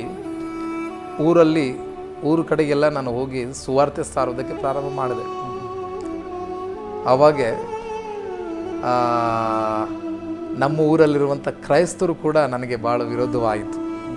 ಆ ಟೈಮಲ್ಲಿ ನಿನ್ನ ಮಗ ಯಾವಾಗಲೂ ಹಲ್ಲೆಲೂಯ ಅಂತ ಹೇಳ್ತಾವನೆ, ನಮಗೆಲ್ಲರಿಗೆ ಒಳ್ಳೆ ರೀತಿಯಲ್ಲಿ ಟೀಚ್ ಮಾಡ್ತಾವನೆ, ಏನೋ ಅವ್ನು ನಮಗಿಂತ ಚಿಕ್ಕವನು, ಅವ್ನು ನಮಗೇನು ಟೀಚ್ ಮಾಡೋದು, ನಮಗೇನು ಬುದ್ಧಿ ಮಾತು ಹೇಳೋದು ಅಂತ ಹೇಳಿ ನಮ್ಮ ಅಪ್ಪನ ಮೇಲೆ ಕೆಲವೊಬ್ಬರು ತುಂಬ ವಿರೋಧ ಮಾಡಿದರು. ಹಾಗೆ ನಮ್ಮ ತಂದೆ ಹೇಳಿದರು, ಇದೆಲ್ಲಕ್ಕಿಂತ ಯೇಸು ಸ್ವಾಮಿನ ಬಿಟ್ಬಿಡಪ್ಪ ನೀನು ಅಂತಂದ್ರು. ಮೊದಲು ಹೆಂಗಿದ್ದೆ ಹಂಗೆ ಇದ್ಬಿಡು, ಈ ಊರವ್ರದ್ದು ಕಾಟರನ್ನ ತಡ್ಕೊಳಕ್ಕಾಗ್ತಾ ಇಲ್ಲ. ನಿಮಗೆ ಈ ಪ್ರೇರಣೆ ಬಂದದ್ದು ನಿಮ್ಮ ಜೀವಿತವನ್ನು ನೆನೆಸಿ. ಹೌದು, ನನ್ನ ಜೀವಿತ ನೆನೆಸಿ. ಯಾಕೆಂದರೆ ನಾನು ಕೂಡ ಒಂದು ಸಮಯದಲ್ಲಿ ಇಂಥ ವ್ಯಕ್ತಿಯಾಗಿದೆ, ಒಂದು ಕಷ್ಟದ ಅನುಭವವನ್ನು ಅನುಭವಿಸಿದ್ದೀನಿ. ಹೌದು. ಎರಡನೇದಾಗಿ ಹಣವನ್ನು ಮಾಡಿ ಹಣದ ಜೀವಿತ ಯಾವುದು, ಅದರಿಂದ ಬರುವ ಸಂತೋಷ ಏನು, ಹೌದು, ಅದರಿಂದ ಬರುವ ಸುಖ ಏನು, ಅದನ್ನು ಕೂಡ ನೀವು ಅನುಭವಿಸಿದ್ದೀರಿ. ಹೌದು. ಕೊನೆಗೆ ತನ್ನ ತಾಯಿಯನ್ನು ಕಳೆದುಕೊಂಡಾಗ ಹೌದು, ಆ ನೋವಿನ ಅನುಭವ ಎಲ್ಲವನ್ನು ಕಳೆದುಕೊಂಡ ಮೇಲೆ ಕೊನೆಗೆ ಆ ಒಂದು ಯೇಸು ಸ್ವಾಮಿಯ ಹಾಡಿನ ಮೂಲಕ, ಹೌದು, ಆ ಹಾಡನ್ನು ಕೇಳಿ ತನ್ನ ಜೀವಿತದಲ್ಲಿ ದೇವರು ಮಾಡಿದ ಕಾರ್ಯವನ್ನು ಪುನಃ ನಿಮಗೆ ಒಂದು ಆಯಿತು. ನಾನು ಕೂಡ ಹಾಡು ಹಾಡಿ ಅನೇಕರು ನನ್ನಂತೆ ಎಷ್ಟೋ ಜನರು ಇದ್ದಾರೆ, ಅವರಿಗೆ ಹೋಗಿ ಆ ಒಂದು ನನ್ನ ಹಾಡಿನ ಮೂಲಕ ದೇವರ ಸಂದೇಶವನ್ನು ಅವರ ಬಳಿಗೆ ಕೊಂಡೋಗಬೇಕು, ಅವರನ್ನು ಕೂಡ ದೇವರ ರಾಜ್ಯಕ್ಕೆ ನಡೆಸಬೇಕು. ಅವರು ಕೂಡ ಅನೇಕರು ನನ್ನಾಗಿ ಅನೇಕ ಕಷ್ಟದಲ್ಲಿರ್ಬೋದು, ಕಣ್ಣೀರಲ್ಲಿರ್ಬೋದು. ಯಾಕಂದರೆ ನಿಮ್ಮ ಹಳ್ಳಿಯಲ್ಲಿ ಮೊದಲು ಹೇಳ್ತಿದ್ರಿ, ಅಲ್ಲಿ ಊಟಕ್ಕೆ ಆಹಾರ ಇರಲಿಲ್ಲ, ಕಷ್ಟದ ಊರು. ಯಾಕೆ ಅಂಥ ಒಂದು ಪರಿಸ್ಥಿತಿ, ಆ ಜನಗಳಿಗೆ ಹೋಗಿ ನನ್ನಾಗಿ ಎಷ್ಟೋ ಯೌವನಸ್ಥರು, ಎಷ್ಟೋ ಮಕ್ಕಳು ಇದ್ದಾರೆ, ಅವರಿಗೆ ಕೂಡ ಹೋಗಿ ತಿಳಿಸಬೇಕು. ಒಂದು ಹಾಡಿನ ಮೂಲಕ, ಇನ್ನೊಂದು ಅವರಿಗೆ ಹೋಗಿ ಸುವಾರ್ತೆಯನ್ನು ಹೇಳುವುದರ ಮೂಲಕ, ಯೇಸು ಸ್ವಾಮಿಯ ಪ್ರೀತಿಯನ್ನು ಹಂಚುವುದರ ಮೂಲಕ, ನಿಮ್ಮ ಜೀವಿತದಲ್ಲಿ ಮಾಡಿದ ಕಾರ್ಯವನ್ನು ಅವರಿಗೆ ಹೇಳುವುದರ ಮೂಲಕ ಅಂತ ಹೇಳುವಾಗ, ಈ ಚಿಕ್ಕ ಹುಡುಗ ನಮಗೆ ಅಂತ ಹೇಳ್ತಾರಂತೆ ಅಲ್ಲಿ ಅನೇಕ ವಿರೋಧಗಳು ಸಂಭವಿಸಿತು. ನನಗೆ ಅನೇಕರು ಹೀಯಾಳಿಸಿದ್ರು. ಎಂದೂ ಇರಲಾರ್ದಂಥ ವಿಶ್ವಾಸ ಇವನಿಗೆ ಈಗ ಬಂತು, ಇಷ್ಟು ದಿನ ಎಲ್ಲೋಗಿತ್ತು, ಇಷ್ಟು ದಿನ ಕುಡಿದು ತಿಂದು ತಿರುಗಾಡ್ತಾ ಇದ್ದ, ಒಂದು ದಿನ ನಮಗೆಲ್ಲ ಈ ಥರ ಕೆಟ್ಟ ಕೆಲಸ ಮಾಡೋಕ್ಕೆ ಹೇಳೋನು ಇವತ್ತು ನಮಗೆ ಹೇಳ್ತಾ ಇದ್ದಾನೋ ಅಂತ ಹೇಳಿ ನನಗೆ ತುಂಬ ಹೀಯಾಳಿಸಿದರು. ಆಮೇಲೆ ಅವಮಾನ ಆಗೋಯ್ತು. ಸಭೆ ಮುಂದ್ಗಡೆ ನನಗೆ ತುಂಬ ದುಃಖಪಟ್ಟ ಅಳಿಸಿದ್ರು. ಆಮೇಲೆ ನೆಕ್ಸ್ಟು ಇದೆಲ್ಲ ನಡೀತು. ಇದೆಲ್ಲ ನಡೆದಾಗ ದೇವರಿಗೆ ಸ್ತೋತ್ರ. ಇದೆಲ್ಲ ನಾನು ಅಂದ್ಕೊಂಡೆ ಇದೆಲ್ಲ ಅವಮಾನ, ಇದೆಲ್ಲ ಅಪಹಾಸ್ಯ ಸ್ವಾಮಿ ನಿನಗೂ ಬಂದಿದೆ, ನಿನ್ನೆ ಹೆಸರಿನಲ್ಲಿ ನನಗೂ ಬಂದಿದೆಲ್ಲ, ಅದು ನನಗೆ ಸಂತೋಷ ಎಂಬುದಾಗಿ ನಾನು ಸಂತೋಷವಾಗಿ ಅದು ಸ್ವೀಕಾರ ಮಾಡಿಕೊಂಡೆ. ಆಮೇಲೆ ಒಂದು ದಿನ ಆ ಊರಲ್ಲಿ ನಾನು ಹೀಗೆ ನಡ್ಕೊಂಡು ಸಂಜೆ ಜಾವದಲ್ಲಿ ಬೈಬಲ್ ಹಿಡ್ಕೊಂಡು ಹೋಗ್ತಾ ಇರಬೇಕಾದ್ರೆ ಒಂದು ಎಮ್ಮ ಪಾತ್ರೆ ತೊಳಿತಾ ಹೊರಗಡೆ ಕುಂತ್ಕೊಂಡಿದ್ದು. ಪಾತ್ರೆ ತೊಳ್ಕೊಂಡು ಆ ಹೊರಗಡೆ ಕುಂತಾಗ ಏನಾಯ್ತು ಅಂದರೆ, ನಾನು ಹೋಗುವಾಗ ನನ್ನ ನೆರಳು ಆ ಎಮ್ಮನ ಮೇಲೆ ಬಿದ್ದಾಗ ಆಕೆ ಬಿದ್ದು ಒದ್ದಾಡಿ ಕೂಗಕ್ಕೆ ಪ್ರಾರಂಭ ಮಾಡಿದ್ರು. ತುಂಬ ಕೂಗಕ್ಕೆ ಪ್ರಾರಂಭ ಮಾಡಿದಾಗ ಎಲ್ಲರೂ ಏನಾಯಿತು ಎಂಬುದಾಗಿ ಬಂದರು. ಇಲ್ಲ, ಈತನ ನೆರಳು ನನ್ನ ಮೇಲೆ ಬಿತ್ತು, ಅದಕ್ಕೋಸ್ಕರ ಏನಾಯಿತು ನನಗೆ ಗುರ್ತಾಗಲಿಲ್ಲ ಹಂಗೆ ಅಂತ ಏನೇನೋ ಹೇಳಕತ್ತಿದ್ರು. ಆವಾಗ ನನ್ನ ಜನಗಳೆಲ್ಲ ವಿಚಿತ್ರವಾಗಿ ನನ್ನ ನೋಡ್ತಾ ಇದ್ರು. ಆವಾಗ ನಾನು ಒಂದು ಮಾತು ಹೇಳಿದೆ, ನಾನು ಪ್ರೇಯರ್ ಮಾಡ್ತೀನಿ, ಆ ಎಮ್ಮನಲ್ಲಿ ದೆವ್ವ ಇದೆ, ಬಿಟ್ಟು ಹೋಗುತ್ತೆ ಅಂತ ಹೇಳಿದೆ. ಆವಾಗ ಊರು ತುಂಬ ಜನಗಳು ಕಲ್ತಿದ್ರು. ಆ ಟೈಮಲ್ಲಿ ನಾನು ಪ್ರೇಯರ್ ಮಾಡಿದಾಗ ಅದು ಕೂಗಿ ಆ ಎಮ್ಮನನ್ನು ತುಂಬ ಒದ್ದಾಡಿಸಿ ಅದು ಬಿಟ್ಟು ಹೋಯಿತು. ಅದು ಒಂದು ಸಾಕ್ಷಿ ಆಯಿತು. ನನ್ನ ಸಭೆ ಮುಂದುಗಡೆ ಸುಮಾರು ಚಿಕ್ಕ ಮಕ್ಕಳನ್ನೆಲ್ಲ 35-40 ಜನ 50 ಜನ ಗಂಟ ಹುಡುಗರನ್ನೆಲ್ಲ ಸಣ್ಣ ಹುಡುಗರನ್ನೆಲ್ಲ ಕರ್ಕೊಂಬಂದು ಕುಂದಿರಿಸಿ ನಾನು ಆರಾಧನೆ ಮಾಡೋದಕ್ಕೆ ಪ್ರಾರಂಭ ಮಾಡ್ತಾಯಿದ್ದೆ, ವಾಕ್ಯ ಹೇಳೋದಕ್ಕೆ ಪ್ರಾರಂಭ ಮಾಡ್ತಾಯಿದ್ದೆ. ಇದು ನಡೆಯುವಾಗ, ಇದು ಆಗುವಾಗ ಕೆಲವೊಬ್ಬರು ದೊಡ್ಡವರೆಲ್ಲ ಬಂದು ಕುಂದಿರ್ತಾ ಇದ್ರು. ಆಮೇಲೆ ನೆಕ್ಸ್ಟು ಒಂದು ಎಮ್ಮ ಬಂದು ಈ ಪ್ರೇಯರ್ ಮುಗಿದ ಮೇಲೆ ನಮ್ಮ ಮನೆಗೆ ಬಂದು ಪ್ರೇಯರ್ ಮಾಡಪ್ಪ ದಯವಿಟ್ಟು ಅಂತ ಕೇಳ್ಕೊಂಡು, ಸರಿ ನಾ ಖಂಡಿತ ಬರ್ತೀನಿ ಅಂತ ಹೇಳಿ ಎಲ್ಲ ಪ್ರೇಯರ್ ಮುಗಿಸ್ಕೊಂಡು ಅವ್ರ ಮನೆಗೆ ನಾನು ಹೋದೆ. ಅವರ ಮನೆಯಲ್ಲಿ ತುಂಬ ಒಂದು 5 ಜನ ಜ್ವರದಲ್ಲಿ ಮಲ್ಕೊಂಡಿದ್ರು. ಒಂದು ಎಮ್ಮನಿಗೆ ತುಂಬ ಭಯಂಕರವಾದ ವೇದನೆಯಲ್ಲಿದ್ದರು. ಆಕೆ ನಾನು ಬಂದು ನನ್ನ ಮುಂದುಗಡೆ ಕುಂತ್ಕೊಂಡ್ರು. ಪ್ರೇಯರ್ ಮಾಡಿದಾಗ ಆ ಎಮ್ಮಲ್ಲಿರುವಂಥ ಸೈತಾನ ಒಂದು ಹಾವಿನ ಆಕಾರದಲ್ಲಿ ಈಗ ಮಲ್ಕೊಂಡು ಹಿಂಗು ಹೊರಗಡೆ ಹೋಯ್ತು. ಬೀದಿ ಹೊರಗಡೆ ಮಲ್ಕೊಂಡಲ್ಲೇ ಹೋದಾಗ ಈ ಮಕ್ಕಳೆಲ್ಲ ಅಳುವುದಕ್ಕೆ ಪ್ರಾರಂಭ ಮಾಡಿದರು. ಆಕಿನ ಎಲ್ಲರೂ ಯಜಮಾನರು ಎಲ್ಲ ಅಳುವುದಕ್ಕೆ ಪ್ರಾರಂಭ ಮಾಡಿದಾಗ ಅನೇಕರು ಜನಗಳು ಕೂಡಿ ಬಂದರು. ಎಲ್ಲ ಜನಗಳು ಏನು ಸಂಭವಿಸ್ತು ಅಂತ ಓಡು ಬಂದಾಗ ಇಲ್ಲ ಈ ಥರ ಆಗಿದೆ, ಈ ಬ್ರದರ್ ಪ್ರೇಯರ್ ಮಾಡ್ಬೇಕಾದ್ರೆ ಹಿಂಗಾಗಿದೆ ಅಂತ ಹಂಗೆಲ್ಲ ಹೇಳ್ತಾ ಇದ್ರು. ಅದಕ್ಕೆ ನಾನು ನೋಡಿದೆ, ಸುತ್ತಮುತ್ತ ಎಲ್ಲ ನೋಡಿ ಎಲ್ಲ ಜನಗಳು ಕಲ್ತಿದ್ರು. ಆಗ ನನ್ನ ಮನೆಯಿಂದ ಹೊರಗಡೆ ಬಂದು ನಾನು ಒಂದು ಮಾತು ಹೇಳಿದೆ, ಯೇಸು ಕ್ರಿಸ್ತನ ಹೆಸರಿನಲ್ಲಿ ಈಕೆಯನ್ನು ಬಿಟ್ಟು ಹೋಗಿ ಎಂಬುದಾಗಿ. ಅವಾಗ ಅದು ಬಿಟ್ಟು ಹೋಯಿತು. ಇದೆಲ್ಲ ದೇವರು ಹೆಸರಿನಲ್ಲಿ ಅಲ್ಲಿ ನಡೀತು. ಇದೆಲ್ಲ ಬಿಟ್ಟು ಹೋದು, ದೆವ್ವಗಳು ಬಿಟ್ಟು ಹೋದು. ಒಂದು ದಿನ ನಾನು ಬಿಡಿಸಲಿಕ್ಕೆ ಆಗಲಿಲ್ಲ, ಇನ್ನೊಬ್ಬ ಪಾಸ್ಟರ್ನ ಕರೆಸಿ ನಾನು ನಮ್ಮ ಕೆಲಸದಲ್ಲಿ ಬಿಡಿಸಿದ್ನಲ್ಲ. ಆದರೆ ಇವಾಗ ನನ್ನ ಮೂಲಕ ದೇವರು ಅದ್ಭುತ ಮಾಡ್ತಾ ಇದ್ದಾನಲ್ಲ, ಅಂದರೆ ದೇವರು ನನ್ನ ನಡತೆ ಮೆಚ್ಚಿದ್ದಾನೆ, ನನ್ನ ಪ್ರಾರ್ಥನೆ ಕೇಳಿದ್ದಾನೆ ಎಂಬುದಾಗಿ ಕರ್ತನಿಗೆ ಒಪ್ಪಿಸಿಕೊಟ್ಟು ನಾನು ಸೇವೆ ಮಾಡೋದಕ್ಕೆ ಪ್ರಾರಂಭ ಮಾಡಿದೆ. ಹಾಗೆ ಹಾಡುಗಳು ಬರೆಯೋದಕ್ಕೆ ಪ್ರಾರಂಭ ಮಾಡಿದೆ. ಹಾಗೆ ನಿಮ್ಮ ಜೀವಿತದಲ್ಲಿ ಕೇಳಿದ್ರಲ್ಲ ಪ್ರಿಯರೇ, ನಮ್ಮ ಬ್ರದರ್ ಜೀವನ್ ಅವರು ಯಾವ ರೀತಿ ಅವರೊಂದು ಸಣ್ಣ ಪ್ರಾಯದಿಂದ ಹಿಡಿದು ಅವರೆಲ್ಲವನ್ನೂ ಹೇಳಿ ಕೊನೆಗೆ ಯಾವ ರೀತಿ ಅವರು ಸೇವೆಗೆ ಒಪ್ಪಿಸಿಕೊಟ್ಟರು. ದೇವರು ಅವರ ಜೀವಿತ ಅನೇಕ ಅದ್ಭುತಗಳನ್ನು ಮಾಡಿ, ದೇವರಿಗೆ ಅಸಾಧ್ಯವಾದುದು ಯಾವುದೂ ಇಲ್ಲ.